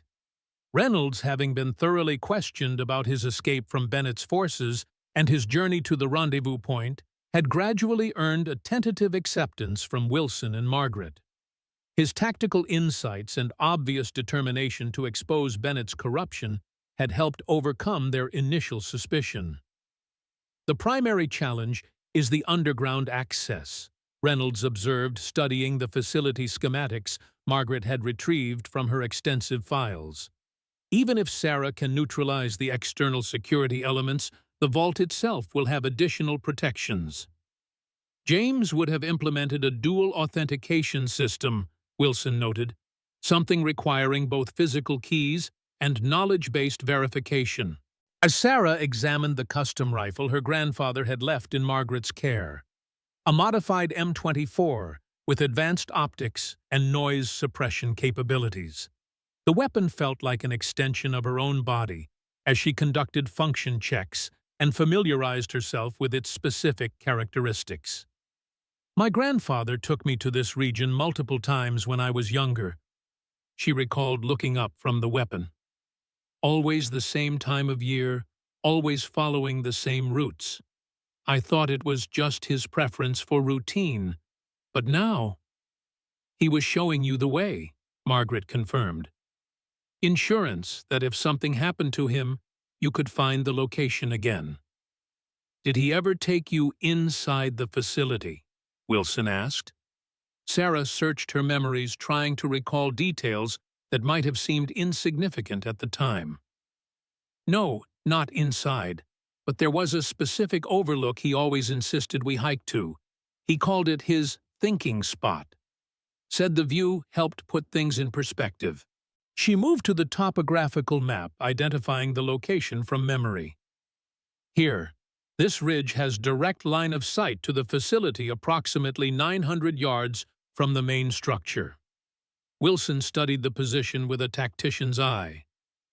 "Excellent overwatch location. Clear fields of fire to all external security positions." He glanced at Sarah. "A perfect sniper's nest for someone with your capabilities." That's our insertion point, Reynolds decided.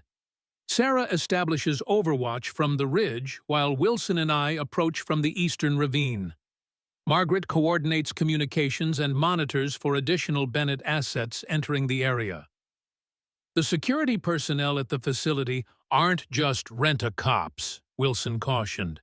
They're likely former special operations, possibly from the same units Bennett has been influencing for years. They'll be equipped with night vision thermal imaging and tactical communications. Which is why we need a diversion, Reynolds replied. Something to draw attention and resources away from our actual approach vector.